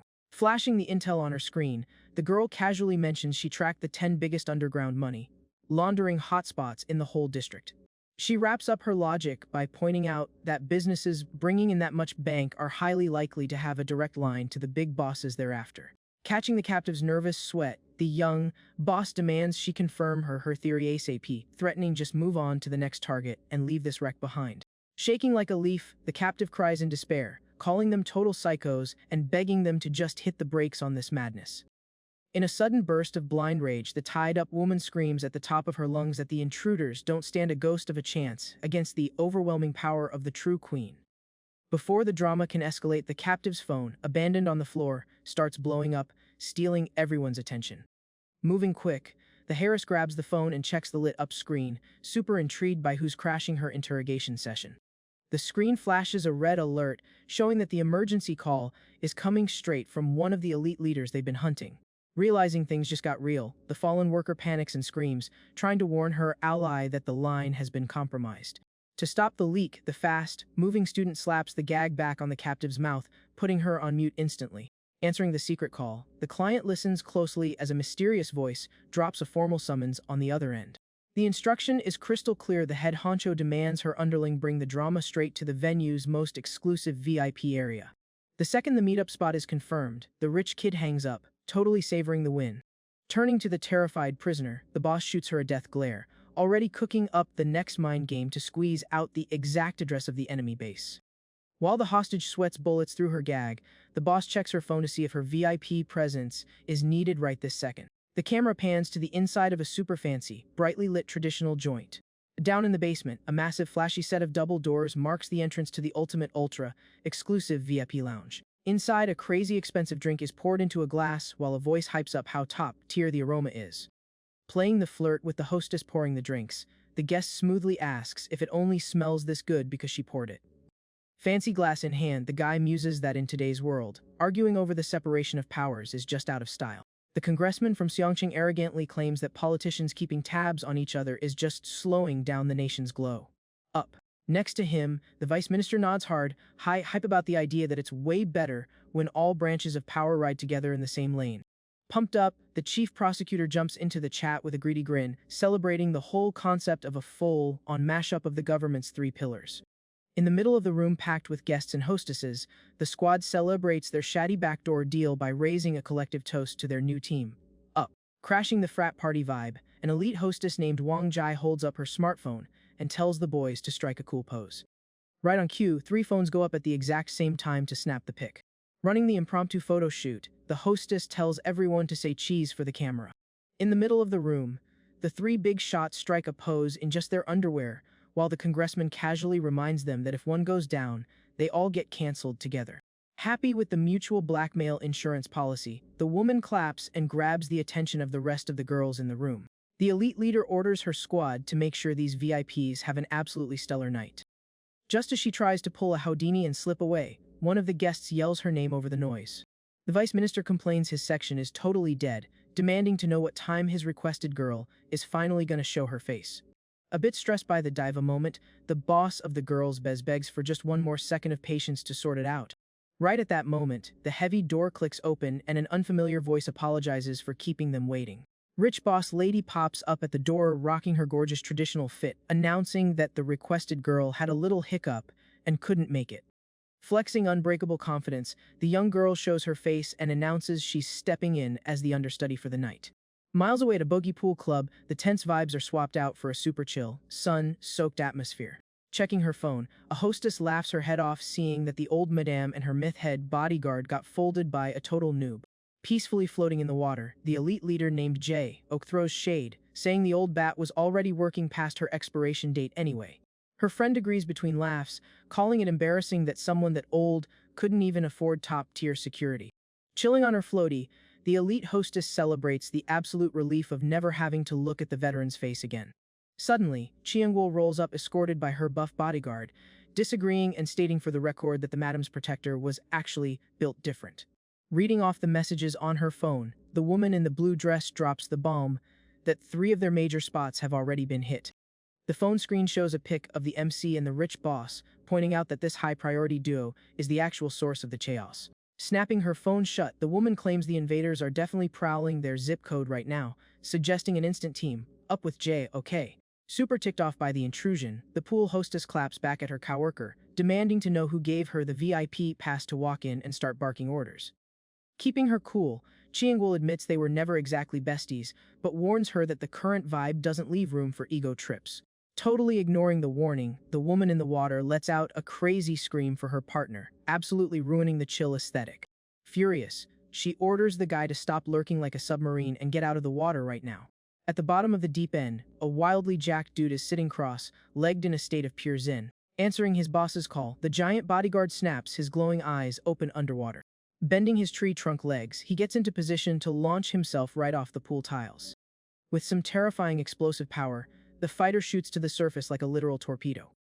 The guy bursts out of the water right next to the hostess, jump-scaring her so hard she complains he always does too much. Wiping his wet face with his hand, the bodyguard whines that if he'd held out just a bit longer, he'd have smashed his 20-minute breath, holding high score. Storming out of the pool full of rage, Jay Oak snaps at him, asking if holding his breath is really his main priority, and orders the big guy to fetch her wallet stat.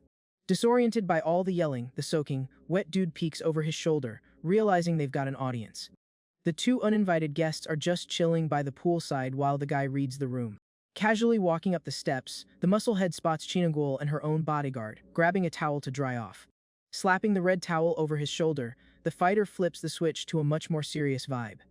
Drying his long hair, he states he'll keep things polite purely because they all hustle in the same industry. The projecting pure intimidation, the giant points to the exit and formally asks the duo to bounce.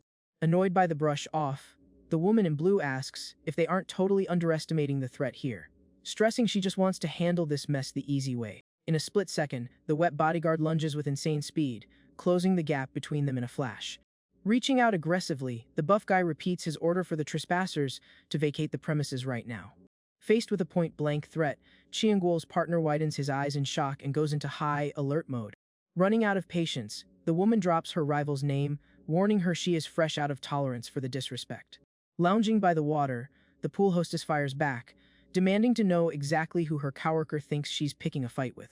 Flashing a mean girl smirk, Jiao calls her out for ghosting them for months, and then having the nerve to show up demanding backup like it's no biggie.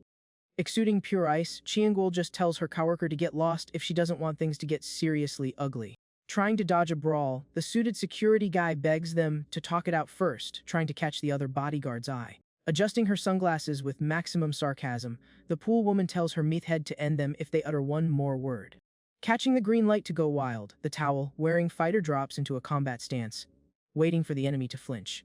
Seeing that diplomacy just crashed and burned, the glasses-wearing bodyguard adjusts his frames, 100% ready to throw hands. The duo takes a quick step back, reading the hostile room, fueled by the elite clique's internal drama. The heavy thud of a door slamming shuts the scene, signaling a location swap. Failing to lock down backup, Chiangwol and her protector dip out together, putting a pin in the beef for now. The flashy white whip picks up speed around the outskirts of Seongchang, getting the duo the heck out of Dodge. In the backseat, the guy in the suit pitches the idea of totally dropping the plan to ask the other women in the squad for help. Staring out the window, the hostess admits she's got a seriously bad gut feeling about all this, comparing the vibe to some dark history. The driver is shook and asks if she's talking about the incident from 2 years ago, which she confirms after noticing the mercs have already started scattering. Gazing off into the horizon, the woman in the blue dress whispers that she can already smell the chaos brewing in the air. The sleek white car speeds down the road, putting some serious distance between them and the incoming storm. Heading the opposite way, the kid in the orange jumpsuit casually pedals his rented bike straight toward enemy turf. Blasting tunes in his earbuds, the MC keeps cruising along without a care in the world. The rider stops right in front of the massive gate, totally ignoring the suffocating, heavy vibe that's already swallowing the block. Cutting back to the underground VIP lounge, the corrupt politician's rager is still going strong, but the rich boss in disguise steps right into the madness. Holding down a rock, solid, unbothered stance in the middle of the party, the young Harris announces she's clocking in as the substitute for the night. Totally blindsided by the random drop in, the lounge hostess freezes and asks what this whole substitute nonsense is about while the guests stare. The prisoner left behind thrashes around, tied up and gagged on the dark floor of the ruined room. Meanwhile, in the main lounge, the vice minister violently yanks the rich boss lady by her shoulder, totally catching the girl off guard. Pointing his finger in the middle of the party, the suit with glasses barks out an order to use the newbie to turn up the heat. Super hyped, he asks for the new girl's name and what kind of party tricks she brings to the table. But as he squints and takes a closer look, the politician's face drops and he whispers, completely weirded out by her look. Grabbing the girl's chin with zero personal space boundaries, the guy is blown away and starts rambling about the absolute beauty he just stumbled upon. With a creepy smirk, he realizes the costumed girl is a spitting image of the late chairman Song Jae-kyul's daughter. Right then, one of his buddies points out that he probably remembers the kid's face from creeping on her at her dad's funeral 2 years ago. Reaching out like a total creep, the congressman wonders out loud if the poor Harris is still kicking around, admitting he's always wanted to run into her again and that this look-alike is the perfect stand-in to scratch that itch. Slouching back lazily, the old man orders the girl to treat him like a sugar daddy, demanding she step up and turn on the charm. The girl keeps a stone-cold poker face and gives a tiny smirk at the guest's totally out of line request. Turning her back on the guy, she heads straight for the drink cart, completely ignoring him as he tries to keep running his mouth. Pouring a drink without breaking a sweat, the rich boss announces she's going to recite a beautiful poem to humor the big, shot politician.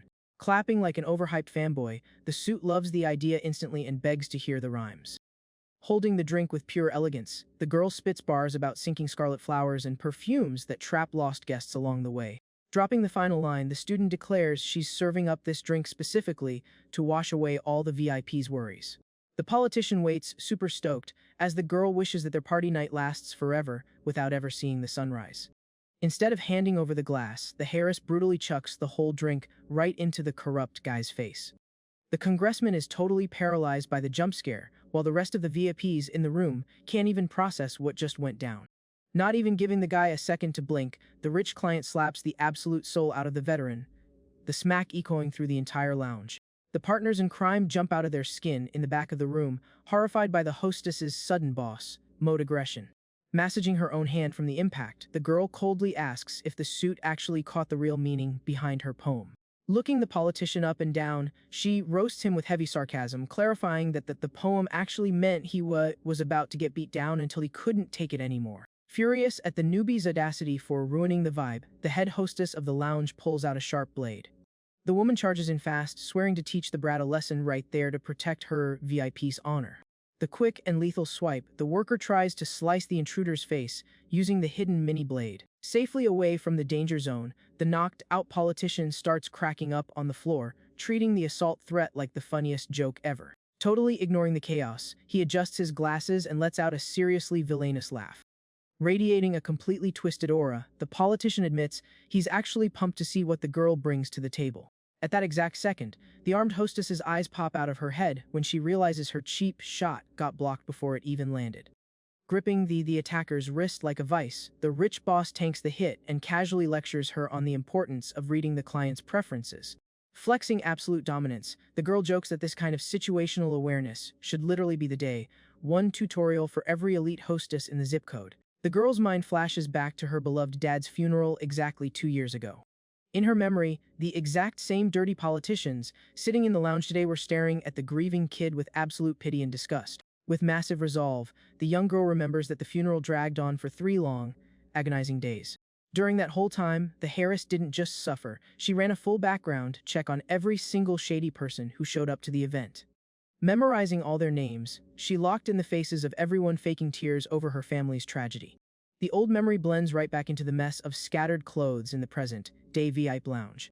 Moving fast, the girl yanks a leather belt off one of the pairs of pants left on the party floor. Snapping the belt hard, the rich client flexes that she used her grieving period to dig up highly classified dirt on every single one of her enemies. Staring down the guys in their underwear, she rubs it in their faces that she already knew they were all just a bunch of creepy old men with sick, twisted hobbies.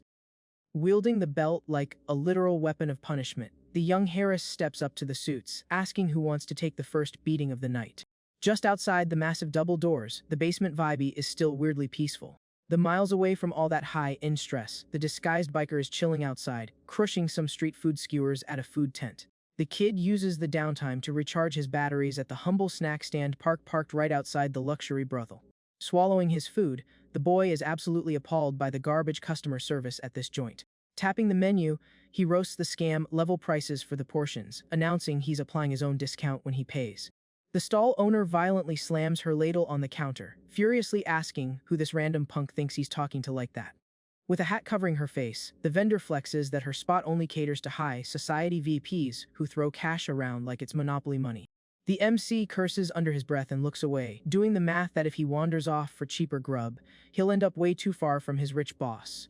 Tapping the ladle slower, the merchant switches up her attitude slightly toward the stressed out kid. She points her tool straight at the big flower badge hanging on the kid's chest, suggesting he just use that piece of loot to cover the tab. Dripping with malice, the woman praises the kid's hustle, laying out that on the streets of this sketchy district, there are plenty of alternative ways to clear a debt. Totally losing his cool, the kid rips off the flower necklace and yells, demanding to know why she wants that tacky junk anyway. Refusing to play games, the rider slaps a 20,000 bill onto the street stall's counter. Keeping his edgy attitude, the boy demands she hand over the standard combo meal without any more annoying questions. Before the beef can escalate, the vendor instantly drops her tone and super politely greets a regular who just rolled up. Weirded out by the sudden mood swing, the delivery boy turns his head to see what kind of guy gets the VIP treatment from this lady. The kid squints, scoping out the newcomer through the smoky haze of the tent with laser focus.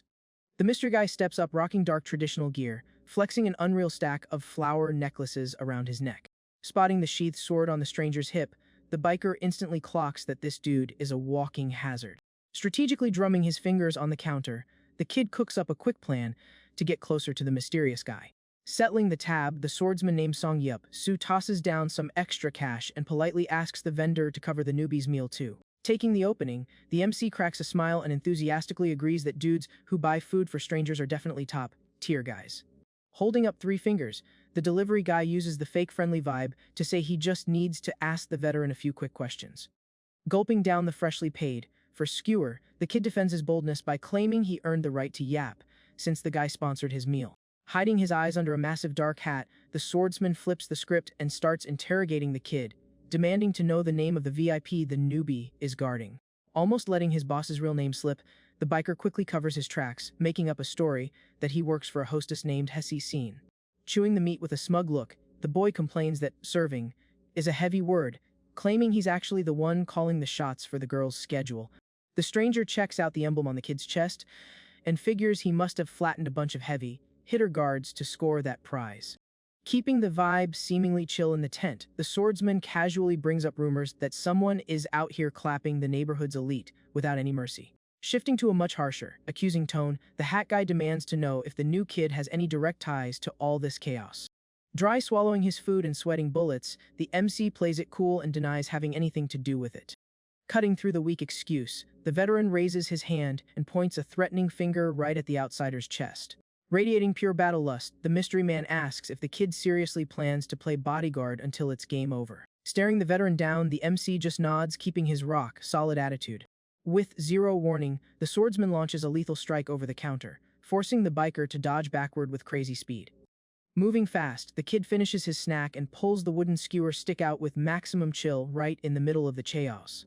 Using the momentum to his advantage, he uses his own arm to block a heavy swing from the opponent. Forcing the attack, the veteran coldly states that the rookie managed to lie on all 3 questions he asked. Wielding the wooden stick like a shield, the student announces that from this second on, he's officially treating the guy as an enemy. At this point, the stall owner completely loses her mind and screams at both of them to stop ruining her business. Slapping a wad of cash on the table, the vendor flips her tone and suggests they order more food if they get hungry during the brawl. The delivery guy eyes the cash on the counter and takes a second to think. Making up his mind, he tosses the stick away and announces he's going to give the hat guy exactly what he's looking for. Adopting a super confident stance, the kid warns that he totally outclasses the other mercenary in speed, power, and precision. Without dropping his guard, he warns that trying to fight a swordsman is a fast track to losing a wrist. The veteran acknowledges the setup with a strict tone, admitting the mismatch is pretty embarrassing. To level the playing field, the kid quickly snags a pair of metal chopsticks off the table. Looking at his rival, the biker recalls an old lesson that ego shouldn't get in the way of a professional gig. Gripping the improvised cutlery like mini daggers, the student announces he's going to clock in and work like a true pro. Weirded out by the weapon choice, the veteran asks if using those is really the kid's idea of professionalism. He argues that those tiny metal scraps will never parry his blade, declaring that charging the exact fee for the job is the only right way to do things. Calling the newbie's attitude pure arrogance, the swordsman promises this stunt is going to cost him big time. Instantly, the hat guy lunges, slicing through the air with mind-blowing speed. With lethal motion, he goes all in, attacking the delivery kid. The kid reacts purely on reflex, using the metal chopsticks to catch the violent strike. Caught off guard by the sheer force, the kid's eyes widen as he feels the heavy weight of the clash. Giving absolutely no ground, the veteran turns up the heat with a focused, fatal glare. An overwhelming flurry of strikes takes over the space, forcing the kid into non-stop defense mode. Moving crazy fast, the biker dodges the precise attacks, hunting for a glitch in the enemy's defense. Pushing the tempo, the swordsman warns that it's way too late for the kid to try and back out now. With a devastating clash, the guy lands a solid hit on his opponent, declaring there's no room left for regrets. Barely escaping, the student snaps back into asks what kind of nonsense the rival is yapping about. Ignoring the sass, the veteran cues up another dangerous combo, keeping score that this is the rookie's third slip. Up. The swordsman questions if the kid can even keep up this pace for long, guessing he doesn't have the actual stamina to back up all that arrogance. Right in the middle of the onslaught, the kid stumps hard on the enemy's weapon sheath. The veteran is totally stunned by the sudden move, having zero clue when the kid managed to pull off that block. With a sharp, calculating look, the biker locks directly onto the weak point that just opened up. Exploiting the gap, the delivery guy lands a crushing blow that makes the opponent groan in pain. Overflowing with confidence, the student points out that his rival's distance control is completely trash. The hit connects with the hat guy's flank, leaving his defense wide open. Suffering from the damage, the veteran curses out loud, while the kid reminds him that the free meal just gave him a major stat boost. Winding up a devastating punch, the kid sarcastically asks the stall owner to eat the cost for the guy.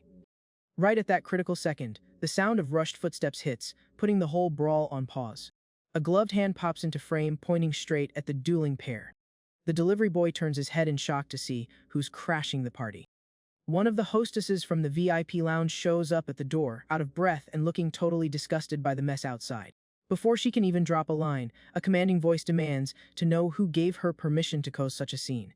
The worker instantly drops to her knees in pure panic, begging for mercy, as the rich boss steps out looking like royalty, literally stepping on one of the knocked-out politicians.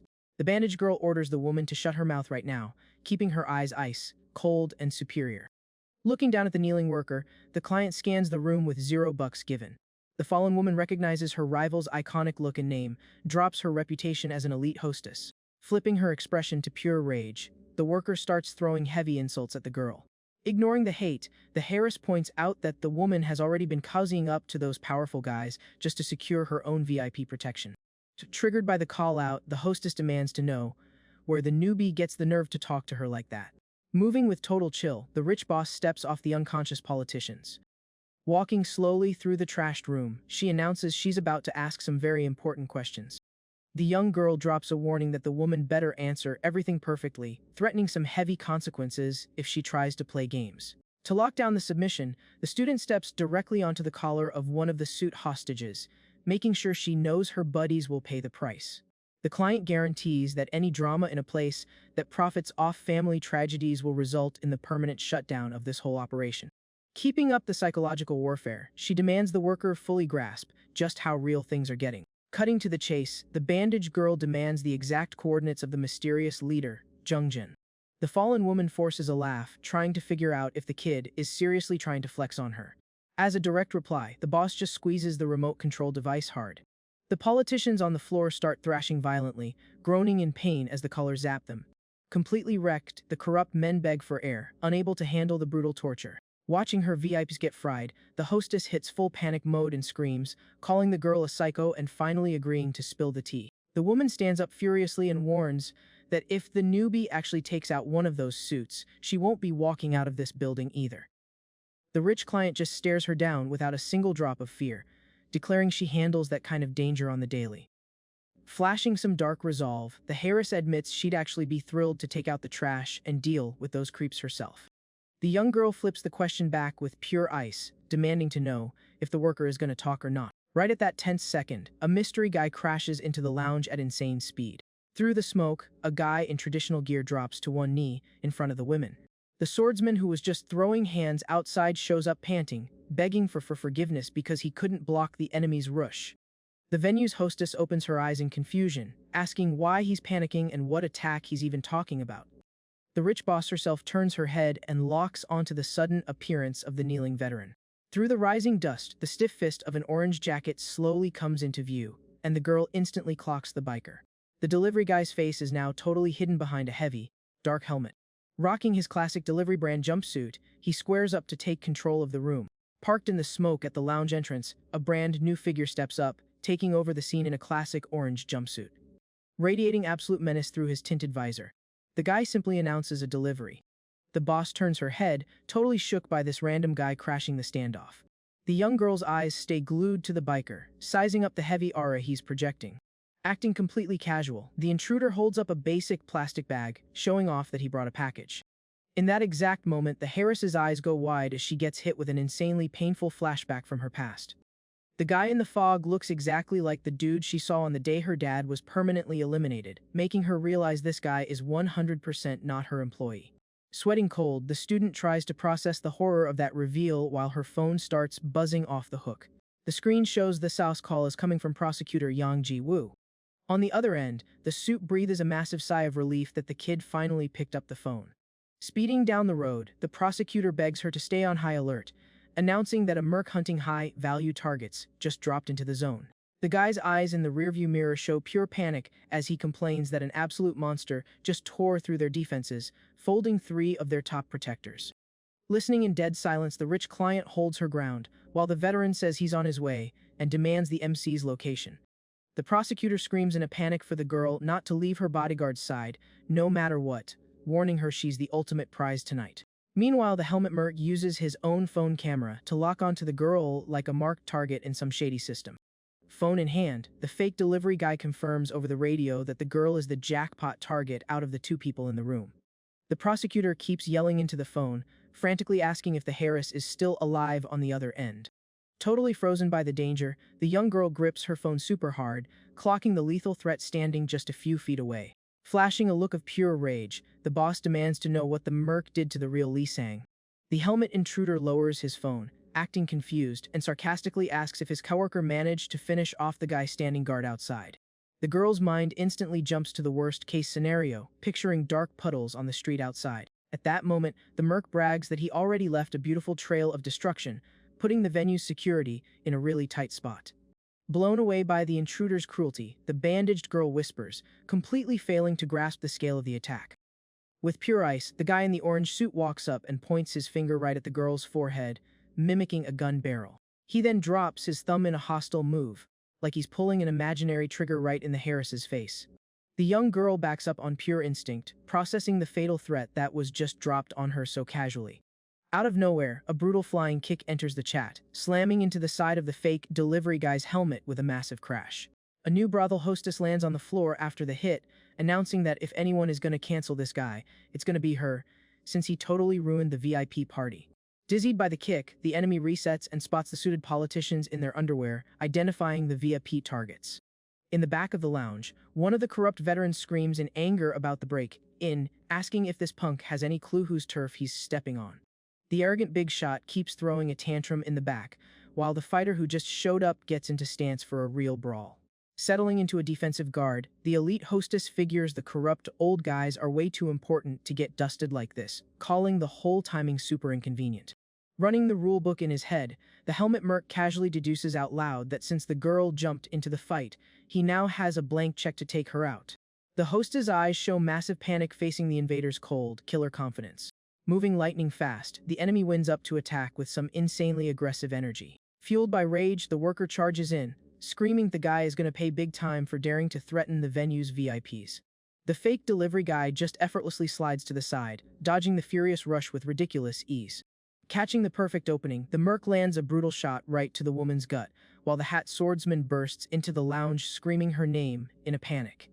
Completely out of breath from sprinting over, the veteran begs the hostess to be extremely careful around this monster.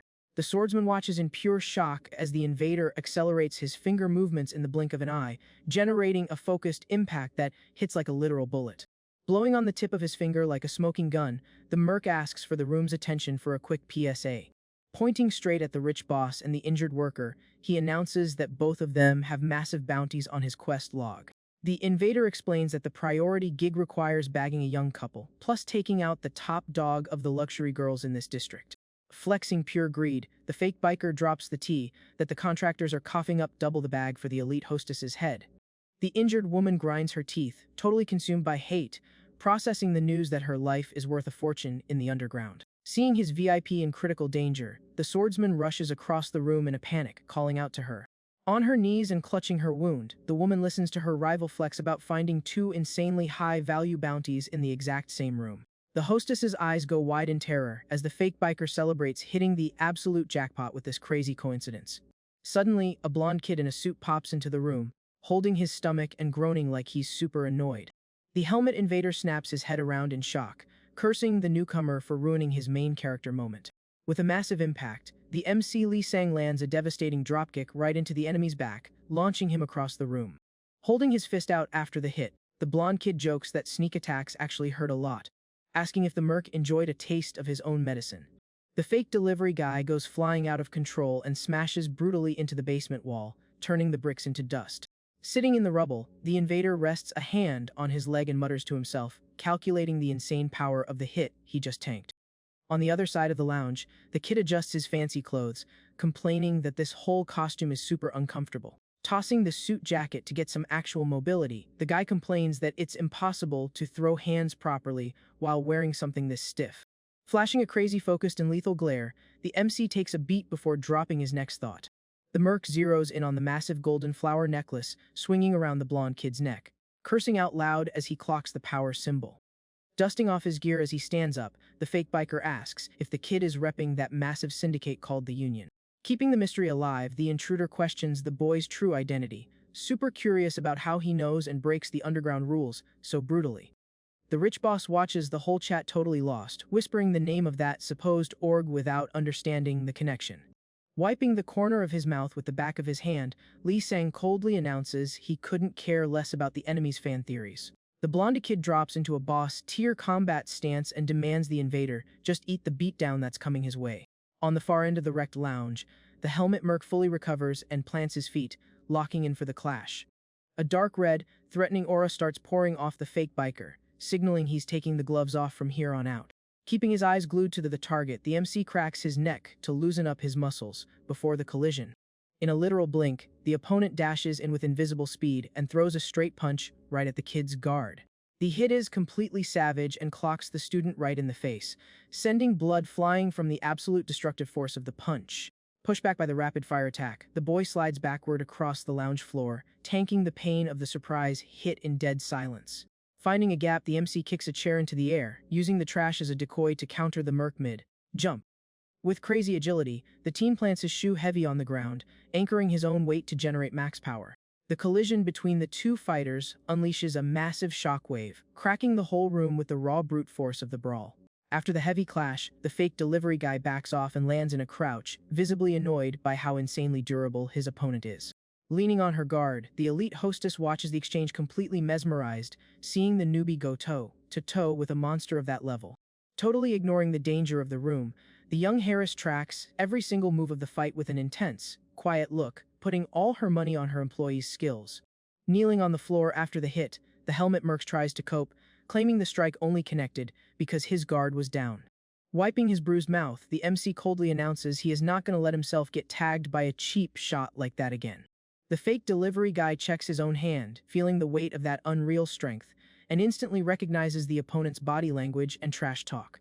Focusing his gaze through the dark visor, the enemy states with absolute certainty that he remembers exactly who this blonde kid is.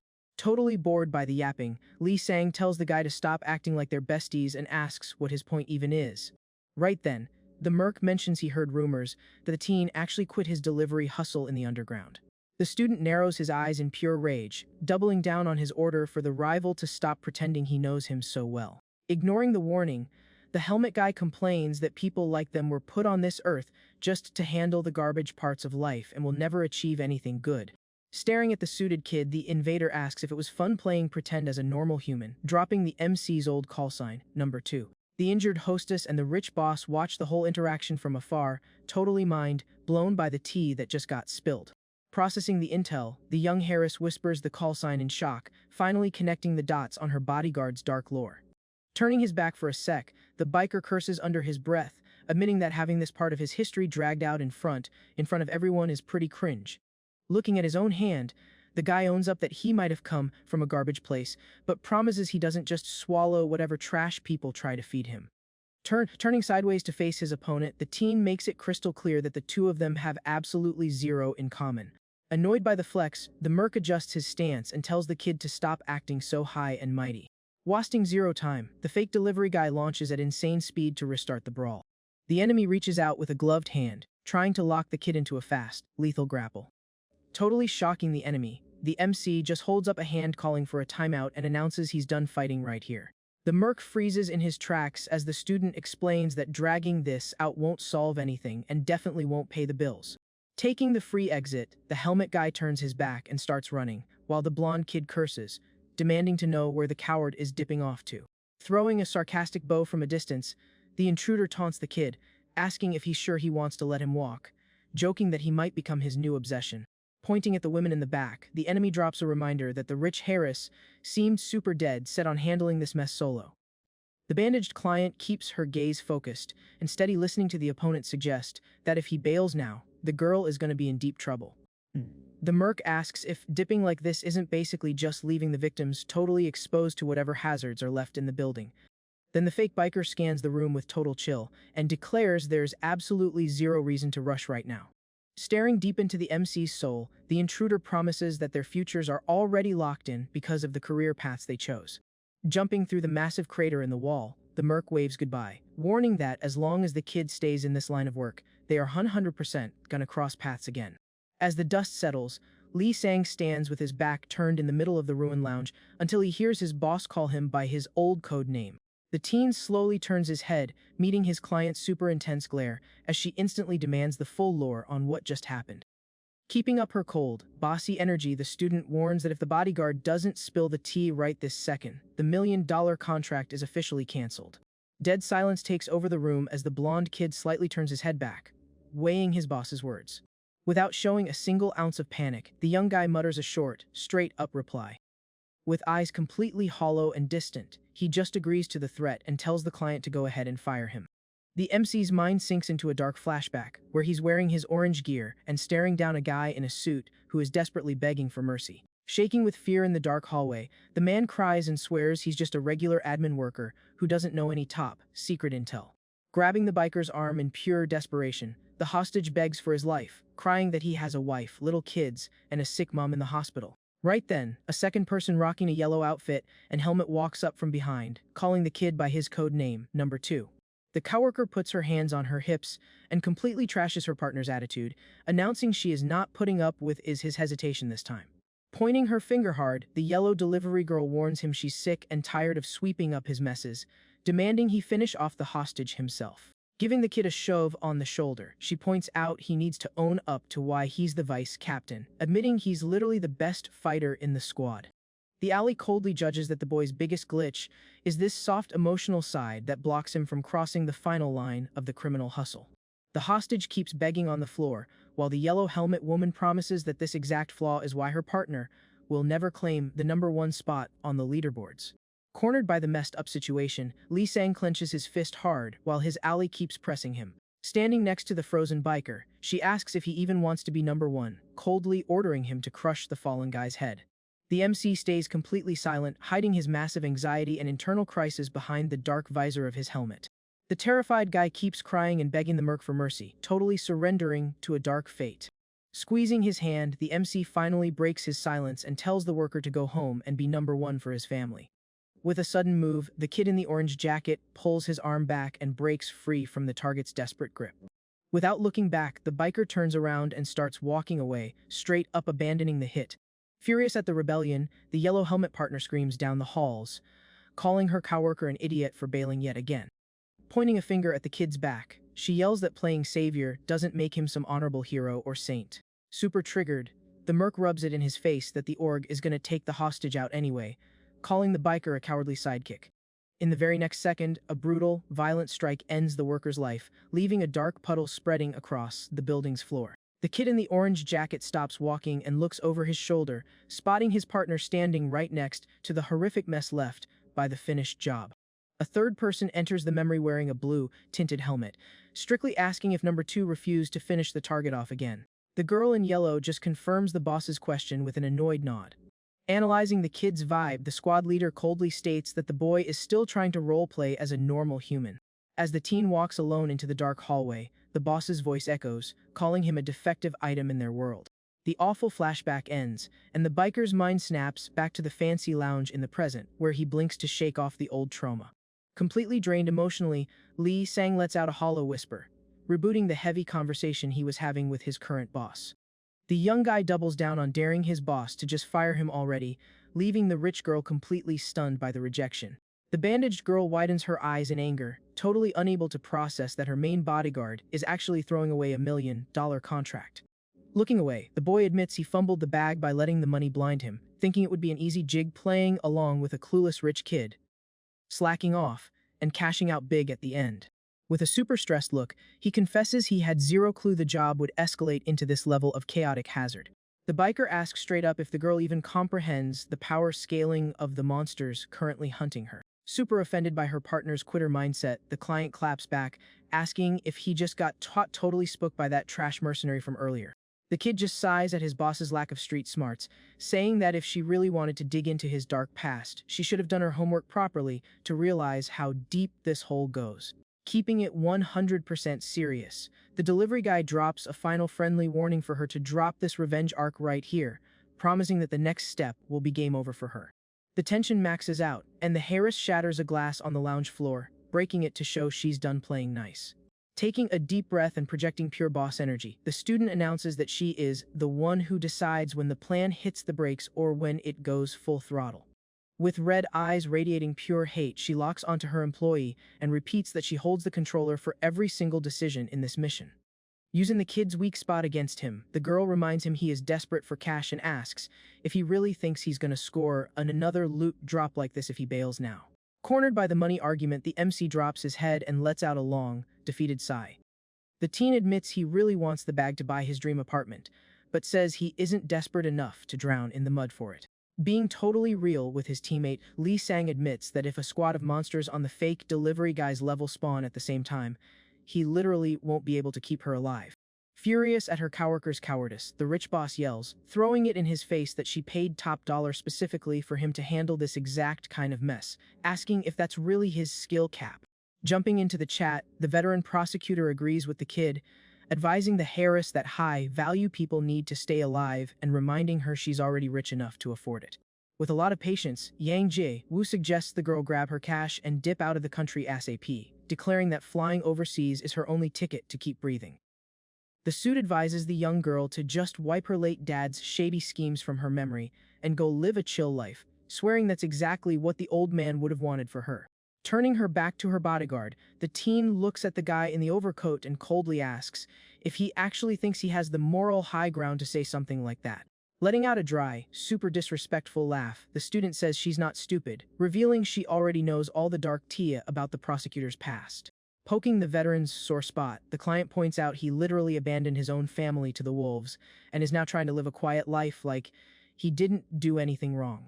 With zero chill, she rubs it in his face that his relatives got unalived purely because of him, asking if he seriously thought he could just sweep that kind of history under the rug.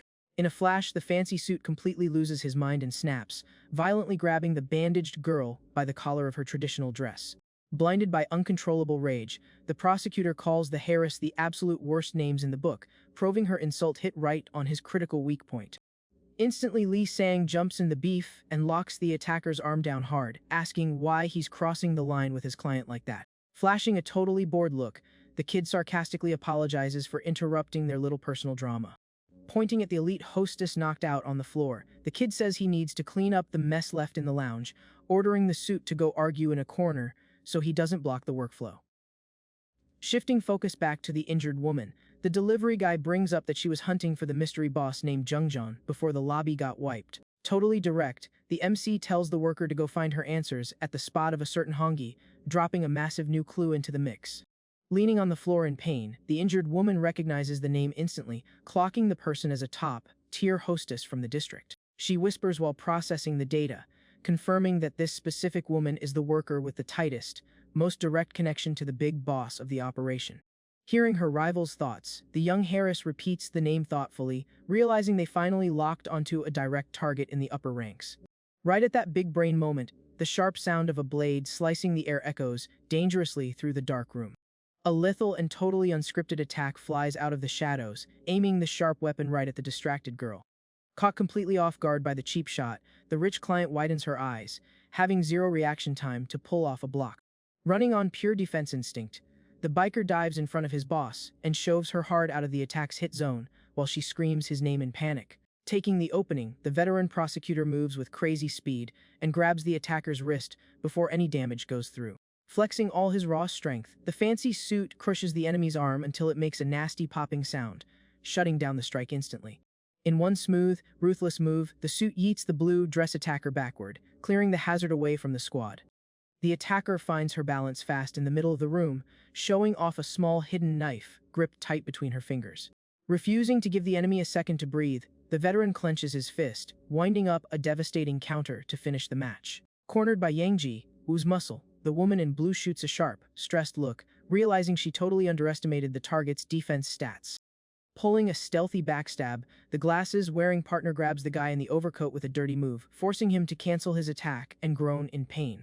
The room turns into an absolute free-for-all, with the veteran throwing hands with the intruder while the student plays tank for his boss under the watchful eye of the injured hostess. In the corner of the lounge, the orange-haired partner widens her eyes in pure shock, watching how violently the scenario just spiraled. The woman on the floor spots the attacker in the blue dress, whispering Cheongwol's name in total disbelief. Keeping up her combat stance, the newcomer just shoots a cold, calculating side eye at her fallen rival. The floor around the two squads is littered with the bodies of the corrupt old politicians, totally knocked out after taking a shock from the collars.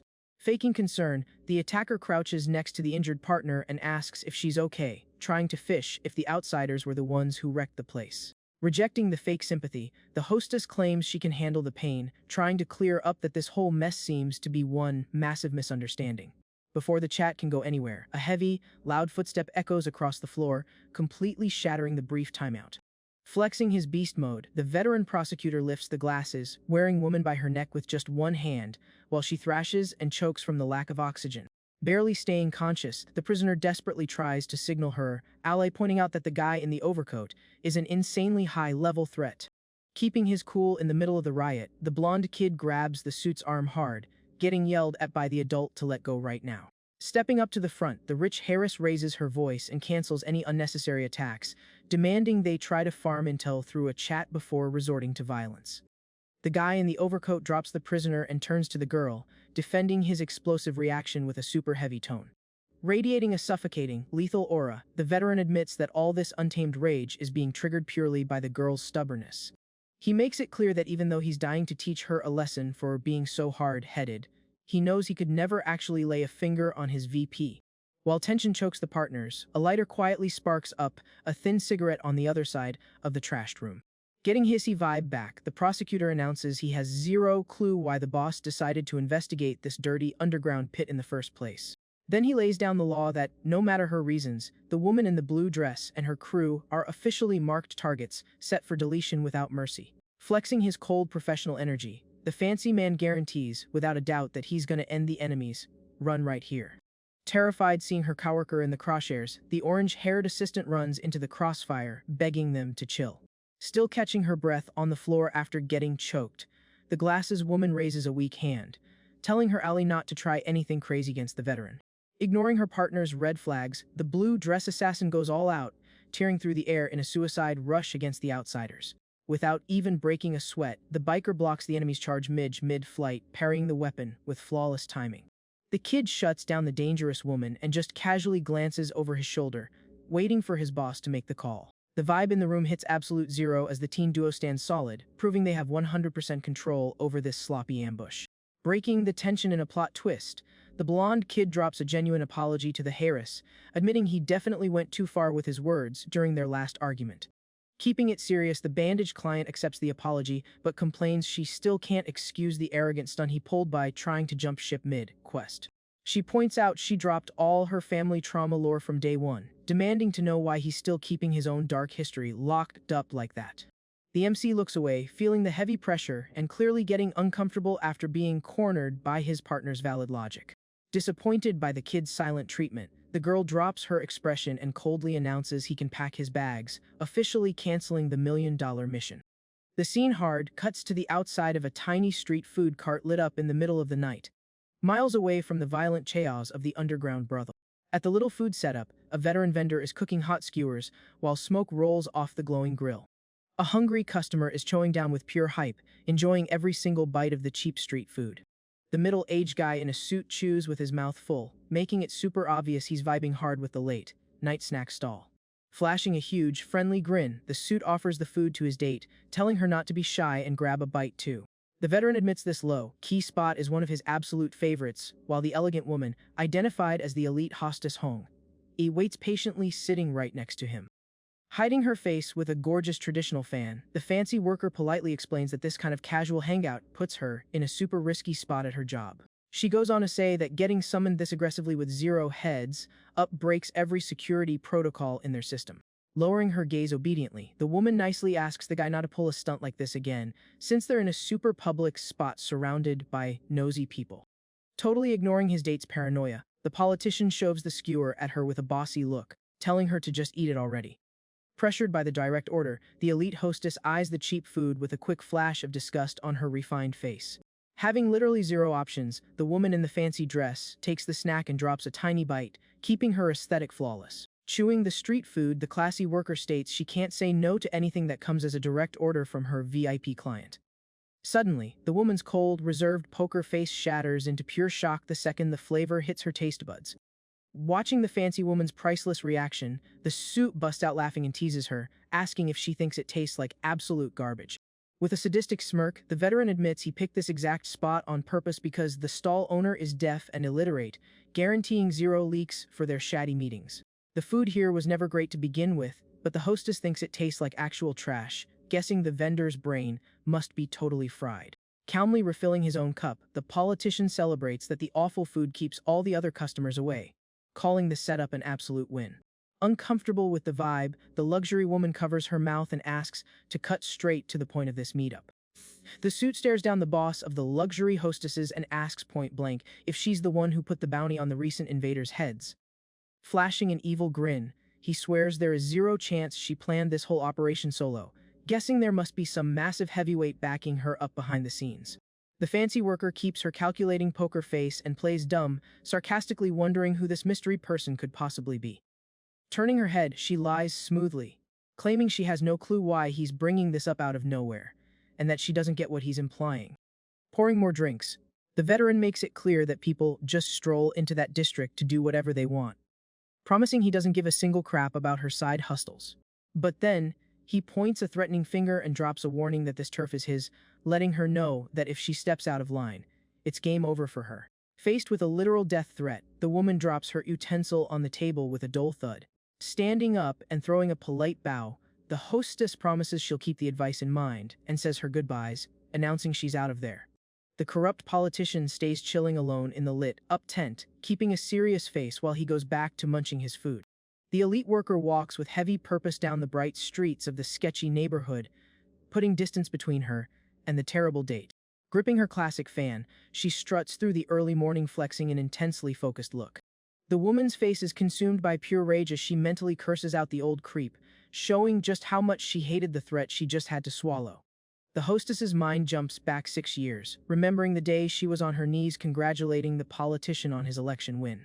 In the flashback, young Hong-e approaches super politely, pouring the absolute best alcohol the club had to offer. But the suit chilling on the sofa brutally cuts her off, rejecting her service completely. The guy points at the girl next to her and chooses her instead, and she quickly introduces herself as Chiangwol. Banished to the corner of the room, the woman recalls spending the entire night doing literally nothing, forced to watch the whole humiliating scene play out. Pure bitterness takes over her face, proving she could never mentally recover from getting embarrassed that hard. Snapping back to the present, a familiar voice grabs her attention on the street, asking why she's looking so sour.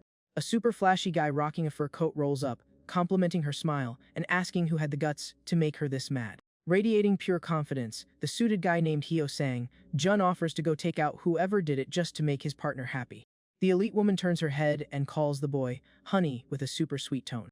Without missing a beat, she lunges and grabs the guy by his collar, demanding to know how many times she has to repeat the same warning. Hugging the guy with crazy passion, the worker demands to be addressed as Majesty, the absolute queen from this point forward. The woman's face twists into pure greed, celebrating that the time has finally come for all her brutal grinding to pay off.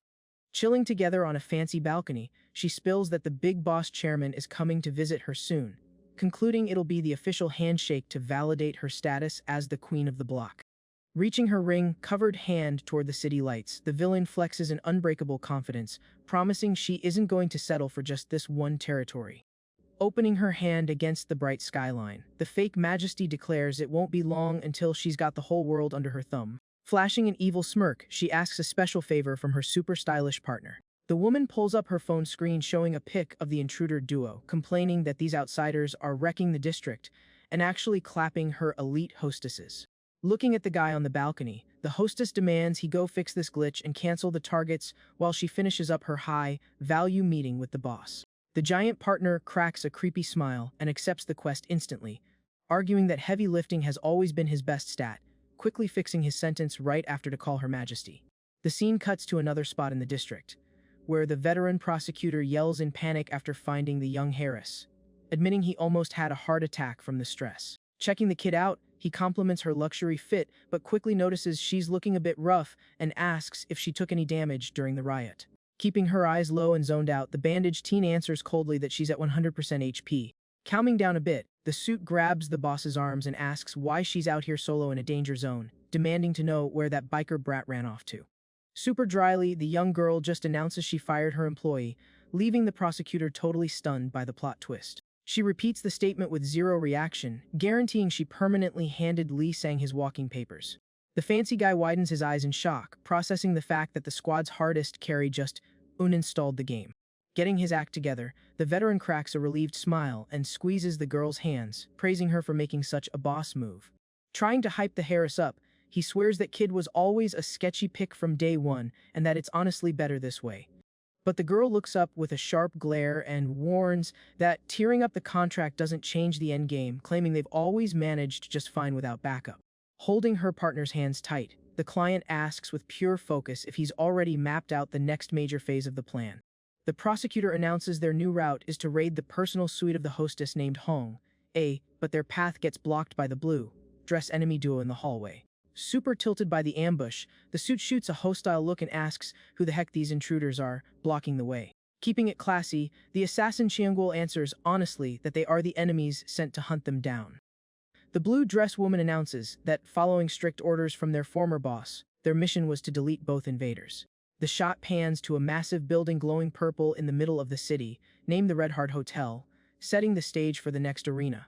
Cutting back to the hallway chat, the assassin admits that after eavesdropping on their argument, she realized this whole beef is just one giant misunderstanding. She suggests calling a truce, noticing both factions are actually chasing the exact same objective, while the memory of a bloody fight echoes in her head with commands to call in backup. The fancy elevator screen shows the floors ticking up fast, indicating the squad is closing in on floor 22. Up on the top floor of the hotel, a squad of armed hostesses is locked in a brutal hallway brawl, screaming desperate orders to hold the line and block anyone from entering the VIP zone. The elevator doors finally ding open, revealing the ultimate crossover team, Up the prosecutor, the rich boss, and the enemy duo all locked and loaded for combat. Readying her sharp blade, the blue dress woman declares this is strictly a temporary co-op run until everyone gets what they came for. Staring down the angry mob of enemies blocking the hall, the squad sighs heavily, admitting this 1v1 ratio is totally rigged. Pulling out his metal baton, the veteran prosecutor bitterly admits that fighting this many mobs at once really makes him miss the biker kid. Salty about the rage, the suit calls the student a coward, wondering what else that useless kid is even gonna do with his life after dropping such a high-paying gig.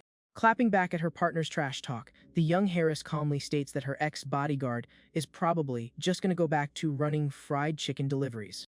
The girl drops her gaze for a second, feeling the heavy cost of that breakup right in the middle of a high-stakes war. A red sports car tears down the empty road at max speed, while the girl's voice echoes, remembering the lame excuse the teen used to bail. The luxury ride speeds furiously through the early morning, ripping down a road lit only by headlights. Sitting in the driver's seat of the fast car is none other than the fake queen's giant partner, flexing his massive fur coat. Cruising along, the flashy guy hears a weird noise and mutters in confusion, checking his side mirror. The villain gets a massive jump scare when he sees the orange jumpsuit delivery guy riding his beat-up bike at the exact same unreal speed as the sports car. Hidden by his dark helmet, the MC locks a freezing hyper-focused stare directly onto the driver. In complete terror, the big guy curses in panic as he watches the biker reach out his arm in an absolutely suicidal move. Reaching through the open window, the teen literally rips the entire steering wheel off the moving car using nothing but raw brute strength.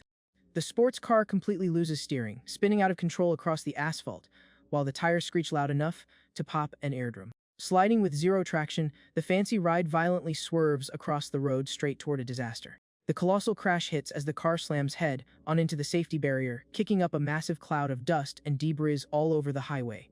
The twisted metal smokes on the side of the dark road, marking a brutal end to the high-speed chase. Stomping hard on the ground, the biker parks his ride and casually steps off to review the damage he just caused. The dirt settles on the dark road, showing the premium red sports car totally totaled and smoking after smashing into the guardrail. With a loud crunch, the car's twisted door gets kicked open by force. The giant driver stomps onto the cracked asphalt, ditching the wrecked ride.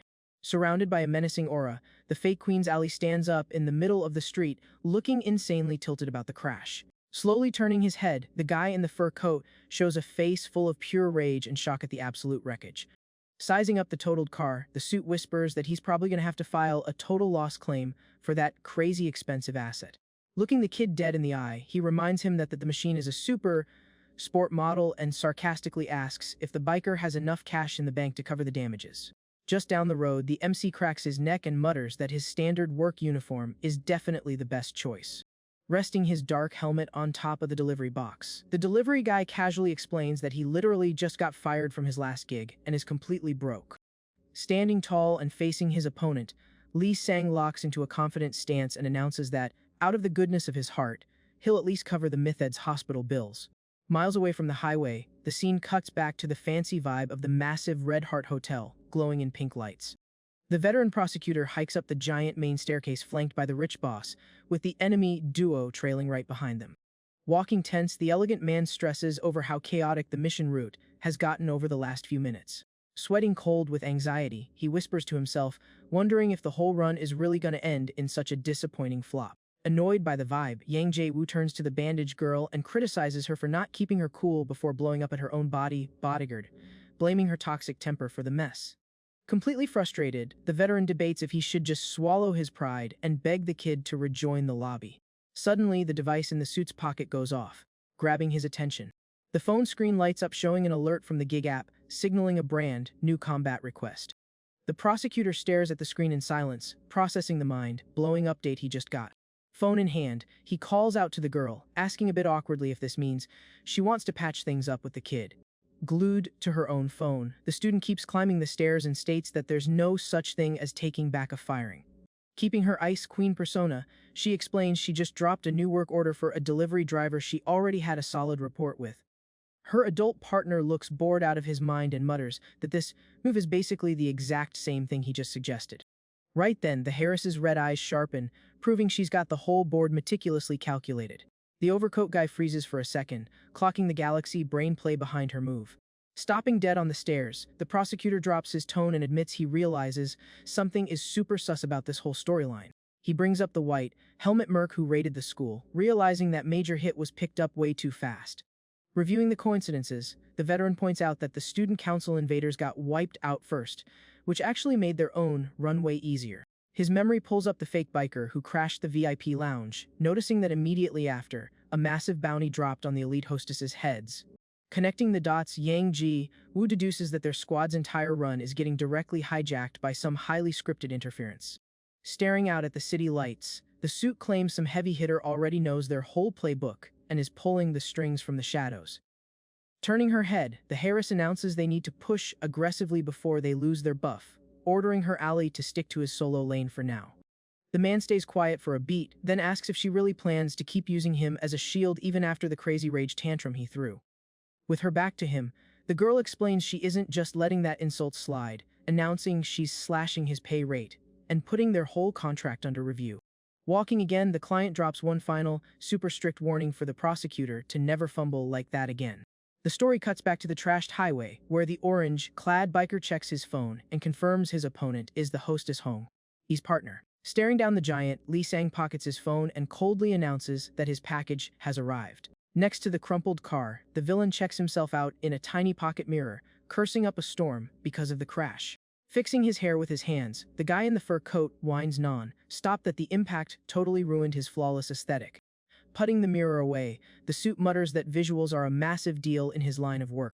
Striking a majestic pose on the asphalt, he claims that looking like a scrub seriously tanks his service rating. The MC flashes his phone screen super confused, asking what kind of goofy ass job this guy even does. Flexing his ego, the fake queen's partner flips the question, wanting to know what the teen's monthly payout is from running deliveries. The student stays totally quiet, not getting why they're having a podcast debate about finances in the middle of a boss fight. The opponent launches into a whole monologue about how he shadows, manages, and schedules highly influential VIPs, bragging that without him, the entire country's server would crash. Flashing his shiny bling, the giant claims his service is ultra premium, and that's exactly why he farms hundreds of millions every single month. Pointing a smug finger, he asks if the biker's hustle can even be considered a real job. The villain roasts the kid, calling him a useless delivery boy and claiming such a mid-tier job has zero value in society. Looking up, the student fires back, saying that at the end of the day, the guy is just a glorified brothel host and announces that he can pull a decent bag too. Laughing his head off at the comeback, the suit mocks the kid, highly doubting a broke loser like he could ever grind enough cash to flex. Pulling a massive stack of checks out of his pocket, the enemy announces he's actually super booked and busy right now. Flashing a check worth 100 million won, he dunks on the kid, claiming a street rat would have to grind non-stop for 10 years just to sniff that kind of loot. Dripping with bad intentions, the villain offers to hand over another 100 mil right on the spot if the kid escorts him to the girl he was hanging with. Quick sound breaks the silence as the MC cracks a sarcastic, twisted smile at the offer. Stepping up aggressively, the biker agrees that 100 mil is a solid drop, but admits that hanging around that rich client completely ruined his concept of money. Dropping into a combat stance, Lee Sang baits the enemy, saying he might think about it if the guy multiplied that check by 100. Triggered to max rage by the disrespect, the fur coat giant clenches his fists, winding up a devastating strike. Screaming in anger, the rival throws a crushing blow right at the kid, treating the delivery boy like absolute trash. The unreal power of the move tears through the highway air, while the suit declares the kid's life literally has zero value.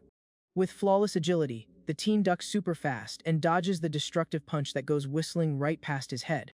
The giant totally loses his balance from the force of his own whiffed attack, leaving his guard completely wide open. Capitalizing on the perfect opening, the MC counters with a devastating uppercut straight to the enemy's jaw. The violent crash echoes down the dark highway, proving the kid's crushing damage output. Riding the momentum of the counter, the fur coat guy gets launched and eats pavement hard. Parked in the exact same spot, the kid drops his guard and looks super confused by how that exchange ended. Watching the opponent struggle to get up, the delivery guy gets annoyed and asks why the dude is so unbelievably squishy. The boy confesses he thought all the guards rocking that flower emblem actually knew how to fight, complaining that he totally misread the meta. Suddenly, a massive hand shoots out and grips the biker's wrist with unreal power, locking him in place. Flexing monstrous durability, the giant looks the kid dead in the eye and repeats the word, squishy, with an extremely violent tone. Flashing a manic face, the villain swears he'd never get put on the floor by some pathetic punch from a broke kid. The MC's eyes pop open in shock, instantly realizing he made a massive blunder by underestimating this raid boss's health bar. Giving absolutely no room to block, the suit delivers a brutal headbutt straight to the kid's face. The destructive force of the impact sends the blonde boy flying through the air, completely losing control of his body. The student crashes violently across the ruined street, tumbling several meters before finally stopping. Flexing pure rage, the fake Queen's alley charges forward like an unstoppable tank, winding up another brutal attack to crush the intruder. Blown back by the devastating headbutt, the delivery guy gets violently tossed, sliding and tearing up the asphalt while trying to hit the brakes. The teen finally manages to stabilize himself in the middle of the wrecked street, looking up out of breath and covered in smoke. Flexing pure arrogance, the giant holds up his phone to snap a pic of his grounded rival, roasting the kid and calling him squishy. Even on the ground, the MC just stares the opponent down with a face of absolute boredom, looking way more annoyed than hurt. Right then, Lee Sang lets out a quick groan of pain, feeling the damage from the brutal hit he just tanked. The fake Queen's Alley's phone screen captures the knocked down student, while the villain trolls him for looking so pathetic. Acting super sketchy, the suit pulls a weird little pill out of a hidden flask in his coat. He pops the capsule straight into his dirty mouth, announcing he's about to prove the point he just made. Looking down on the kid, the rival repeats again that the outsider is nothing but a super fragile punk. Furiously ripping off his own fur coat, the giant warns that from this second on, he's going to show off the true power of capitalism. Far from the expressway, the screen of a fancy elevator lights up, dinging at floor 22. The doors slide open to reveal a massive hotel hallway absolutely littered with knocked-out guards scattered all over the floor. At the end of the chaotic path, the majestic double doors of a lounge stand wide open, completely swallowed in darkness. The luxury vibe of the room reveals it's the hostess Hong Yi's personal suite, which is now a total ghost town. Stepping into the room, the veteran prosecutor scans the empty space and quickly figures out the woman already bailed. Sizing up the situation, the prosecutor remembers the worker had a scheduled meetup to host a massive VIP today. The glasses woman turns to her assassin coworker and asks if their luxury partner still hasn't shown up at the rendezvous point. Chiangul keeps her eyes glued to the room, processing the data in absolute silence. Pacing through the fancy suite, the blue dress woman's focus gets hijacked by a tiny item ditched on the table. It's a dark little bottle left on the furniture, proving someone was definitely here a minute ago. The assassin shakes the bottle next to her ear, listening to the pills rattling around inside. Snagging one of the pills, she inspects it while the veteran asks in confusion if it's some kind of med. Suddenly, the loud sound of slow, heavy footsteps echoes through the ruined hallway outside the room. One of the hotel guards stumbles into view sweating cold, barely managing to mutter something about a delivery. The injured man drops to his knees right in the doorway, announcing the arrival of a mystery package. Shaking in pure agony, the guard repeats the message that the package finally made it to their floor. The prosecutor and the assassin widen their eyes in horror as the guard starts screaming the word at the top of his lungs in a totally desperate tone. Weirded out by the creepy behavior, Chiangul mutters, having zero clue what is happening to the guy. Violently, the guard's body starts tearing in half, signaling that something absolutely horrific is forcing its way through behind him. Smashing through the human meat shield, the fake delivery guy in the dark helmet emerges like a boss through the dust, breaching the hallway. The merc keeps his face hidden behind the visor, radiating a cold, lethal aura after his brutal entrance. The hostage guard lets out one final, deafening scream of agony to announce the delivery before getting permanently game overed. With zero mercy, the intruder punches straight through the guard's body with a crushing blow, tearing his way in by force. In another location, an older alley with glasses is scolding a knocked-out attacker for causing a mess in front of the elite hostess. Looting the fallen attacker's gear, the woman finds the exact same mystery pill and gets spooked by the drop.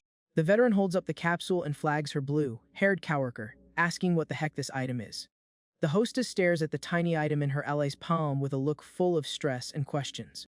Miles away, the fake biker yanks his arm out of the shredded guard, ready to kick off the server wipe in the building. The story cuts back to the expressway, where the coat giant flexes the pill and confesses it goes for tens of millions on the black market. With his muscles inflating to freakish proportions, he explains the substance pushes all bodily stats past the absolute limit the second it's swallowed. With an explosive dash, the rival crosses the gap in a literal blink and throws a crushing hit at the MC.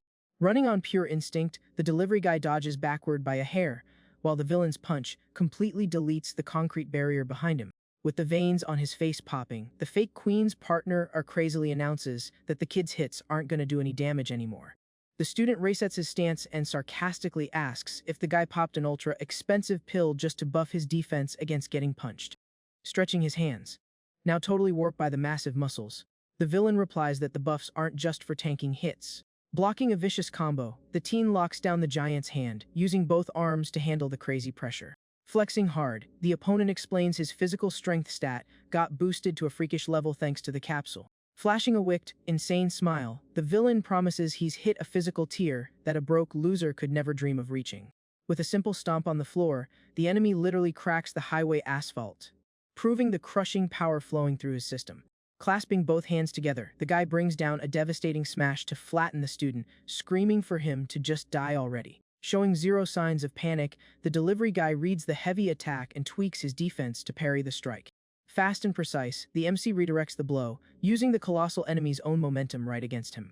Exploiting the balance drop, Lee Sang hits a lightning, fast sweep kick, completely shocking the giant as he loses his footing. The biker pins the enemy to the ground and mockingly asks if his joints got a special premium upgrade from the juice too. Right after, the young guy slaps on an absolutely ruthless armbar, cranking the villain's joint with flawless technique. The fake Queen's Alley lets out an agonizing scream, feeling his bones grinding under the unbearable pressure of the lock. The suit's face twists into pure panic and sweat, proving the critical hit landed perfectly. Releasing the hold, the student backs off fast with an age-old jump, keeping 100% control of the fighting distance. On his knees and clutching his wrecked arm, the villain listens to the kid correctly guess that his joints are exactly the same as before. Landing smoothly on the ruined street, the boy taunts him, saying the guy only inflated his muscles a bit just to show off. Keeping his combat stance, the MC sarcastically suggests the rival should have just bought a gym membership instead of popping illicit stuff. Overcome by the rage of getting embarrassed, the giant shoots a furious glare, cursing the teen out for being so cocky. Throwing all caution to the wind, the suit empties the entire bottle, flooding his hand with an insane amount of scarlet capsules. In a desperate, suicidal move, he chucks the whole handful of pills straight into his mouth, dry, swallowing the entire stash at once. Watching the goofy stunt, the delivery guy mutters that it doesn't matter how many pills the dude eats, the end screen is gonna look exactly the same. The villain's body starts going through a freaky out-of-control mutation, while he laughs like a maniac, swearing an overdose isn't gonna end him. The muscles in the guy's legs bulk up so much they literally rip his pants, and he hypes himself up, yelling that the power is overflowing. Totally losing his grip on reality, the buff monster charges full speed at the biker, screaming that he finally unlocked absolute power. Staring down the terrifying, colossal rush, the kid in the orange suit just keeps a face of pure boredom and ice. The enemy's face twists into a demonic, bloodthirsty look, totally ready to tear the intruder to shreds. Moving faster than the brain can even process, Lee Sang cuts through the air with a perfect lightning fast strike, shattering the enemy's guard in a blink and dropping the giant. The young guy slowly fixes his posture after landing the flawless finisher, side-eyeing the aftermath of the impact. The scene shows the MC standing in absolute chill mode, while the rival's mountain of muscles lays, smoking on the cracked asphalt. Staring down at the gross mess defeated at his feet, the young guy coldly analyzes the state the big guy ended up in. Flashing a merciless look, the biker notes in a surprised tone that the monster somehow managed to keep breathing even after eating a hit like that. The MC checks his phone and casually warns the fallen giant not to just log out of life right there, grumbling that if the dude dies like that, it's gonna totally look like it was his fault.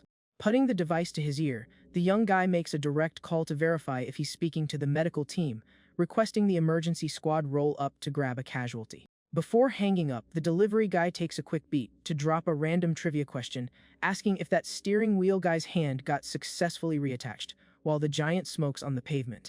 The system screen pulls up the gig data, scanning the defeated rival's face. Instantly, the app confirms the rush order was successfully completed. Far away, the assassin Cheongul inspects a tiny mystery pill in a dark room, trying to wrap her head around the massive scale of the chaos that just dropped. The woman in blue keeps a focused and quiet look, realizing the whole scenario in the building just went completely off script. In the same room, the rich boss covers her mouth in shock, whispering that she can't believe the hostess Hong got unalived like that. The bandaged girl reads the tense room and deduces that the mystery VIP hunting the district's elite leaders was definitely not Hong herself, proving the squad's original theory was totally capped. Definitely not Hong-e herself, proving the squad's initial theory was totally wrong. Confused by the crazy plot twist, the young Harris wonders who on earth could be hunting them all down so ruthlessly. Interrupting her thoughts, Chiang-gul asks for a second to focus, so she can try to explain something super important. The assassin stares at the student and asks why she was so convinced that Hong-e was the main mastermind behind this whole thing from day one. Keeping her defensive guard up, the rich client replies, swearing she never confirmed or said anything like that. The girl's eyes show deep stress as she searches her brain for the real reasons that dragged her into this high-risk mess. She starts dropping the lore she knows, telling the blue-dressed woman that the root of this entire disaster started exactly 2 years ago, sparked by a massive, silent turf war between the district's elite girls. The center of this massive bidding war was the #1 presidential candidate at the time, a guy named Song Jae-keel.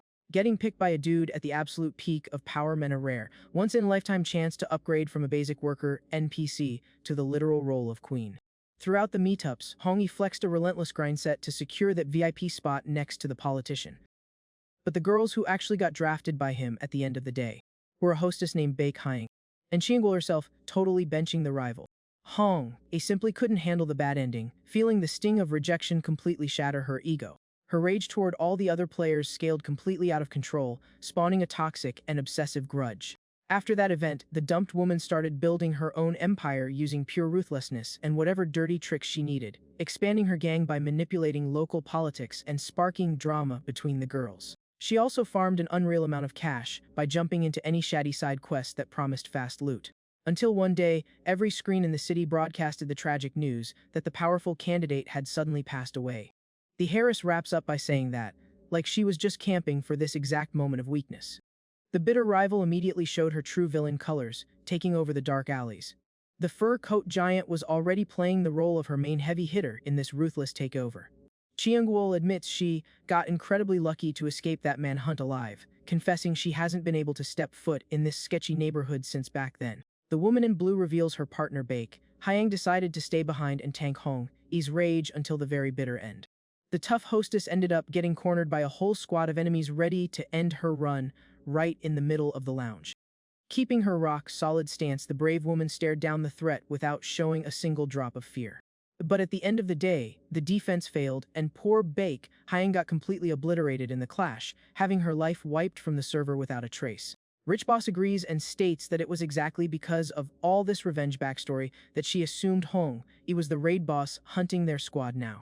Keeping her logic locked in, the young student points out that with the highly coveted queen slot left open, the rival would definitely try to hold down the server without letting anyone stand in her way. The girl's eyes get super dark as she processes the glitch in her own theory. The blue dress assassin cuts in, reminding her that the VIP guy running for president back in the day. Taking over the chat, the bandaged client states with absolute zero doubt that the politician they're talking about was her own dad. Chiang-gul drops her gaze with a dark look, clearly not buying the girl's romanticized version of the lore. The woman declares she isn't accepting that excuse, pointing out that the late candidate wasn't the type of guy who would just casually hang out with the trash of the district like that. Shook by the woman's audacity, the young Harris widens her eyes, realizing the assassin knew exactly who she was this whole time. With a sarcastic vibe, Chiang-gul begs pardon for being so blunt and warns the kid that the adult world isn't as clean and innocent as she thinks.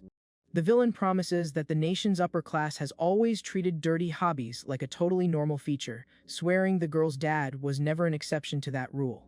Tilted by the allegations, the young student demands to know what the arrogant woman thinks she actually knows about her dad. She firmly declares that the man was always a purely honorable guy in every single way. Keeping her patience through the yelling, Chiang-gul nods and claps back that, in her memory, the politician never treated the local girls like basic escorts, but actually treated them like equals. Looking the Harris dead in the eyes with total honesty, she promises she holds nothing but pure gratitude and awesome memories of him, revealing that when she heard the bad news, it actually hit her right in the feels. The woman in the blue dress drops her most sincere condolences for the massive loss the kid had to go through. Breaking the ice, the rich boss calls the partner by her real name, Seonha, showing how stunned she is by the enemy's chill attitude. The veteran prosecutor kills the nostalgic mood by holding up the little red capsule on his gloved palm, confirming it's 100% the same dangerous narcotic from before. The suit exposes that this is the exact same illicit stuff the girl's dad tried to ban and block from hitting the streets back in the day. Kyung-gul adds to the lore, saying the politician even went behind the scenes to beef with the Minister of Health just to shut the operation down. Grabbing the squad's attention again, the bandage girl announces she is just out here, trying to find the guy responsible for griefing her family. She asks if the dude who just deleted Hong, he might literally be the exact same assassin who took out her dad. Processing the terrifying theory, the assassin furrows her brow, sweating cold, and asks if there's actually a chance that's true. Gripping her phone like a lifeline, the student warns that to clearly figure out the truth, she's gonna need some serious carry potential from the squad in this room.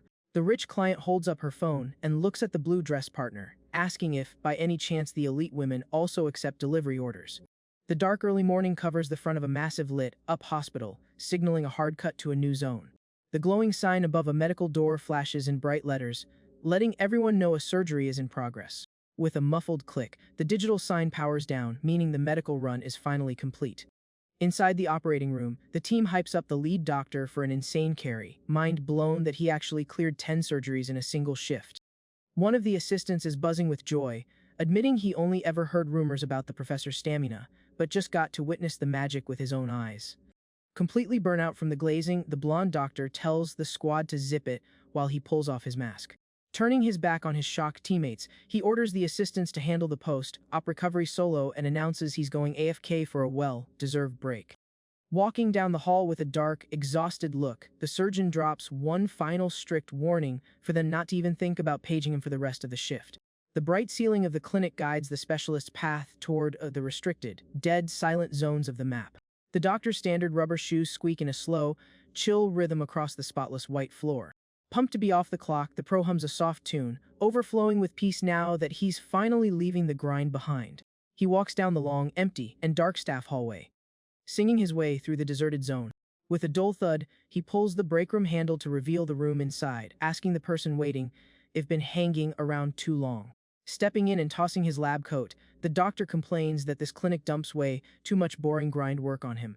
Throwing the coat on the chair, he breathes a sigh of relief that his tasks are done, celebrating that now he can at least spend the rest of the day hanging with his mysterious guest. The blonde doctor named Lie checks out the room's setup, asking with heavy sarcasm if her patient is just as hyped as she is. Then she calls out the captive, who is completely strapped to a standing stretcher, by his name, Bei Min Jun, who, with zero hope left, just begs the woman to end his game already. Finding the kid's despair hilarious, the doctor promises she wouldn't dream of it, explaining there is literally zero chance she'd waste such top-tier test subject material. With that, she grabs a sharp scalpel off the metal tray and announces the real work is about to begin. Flexing the tool in her hands, the torture specialist thinks out loud, super curious about which strat she's going to use to make him suffer today.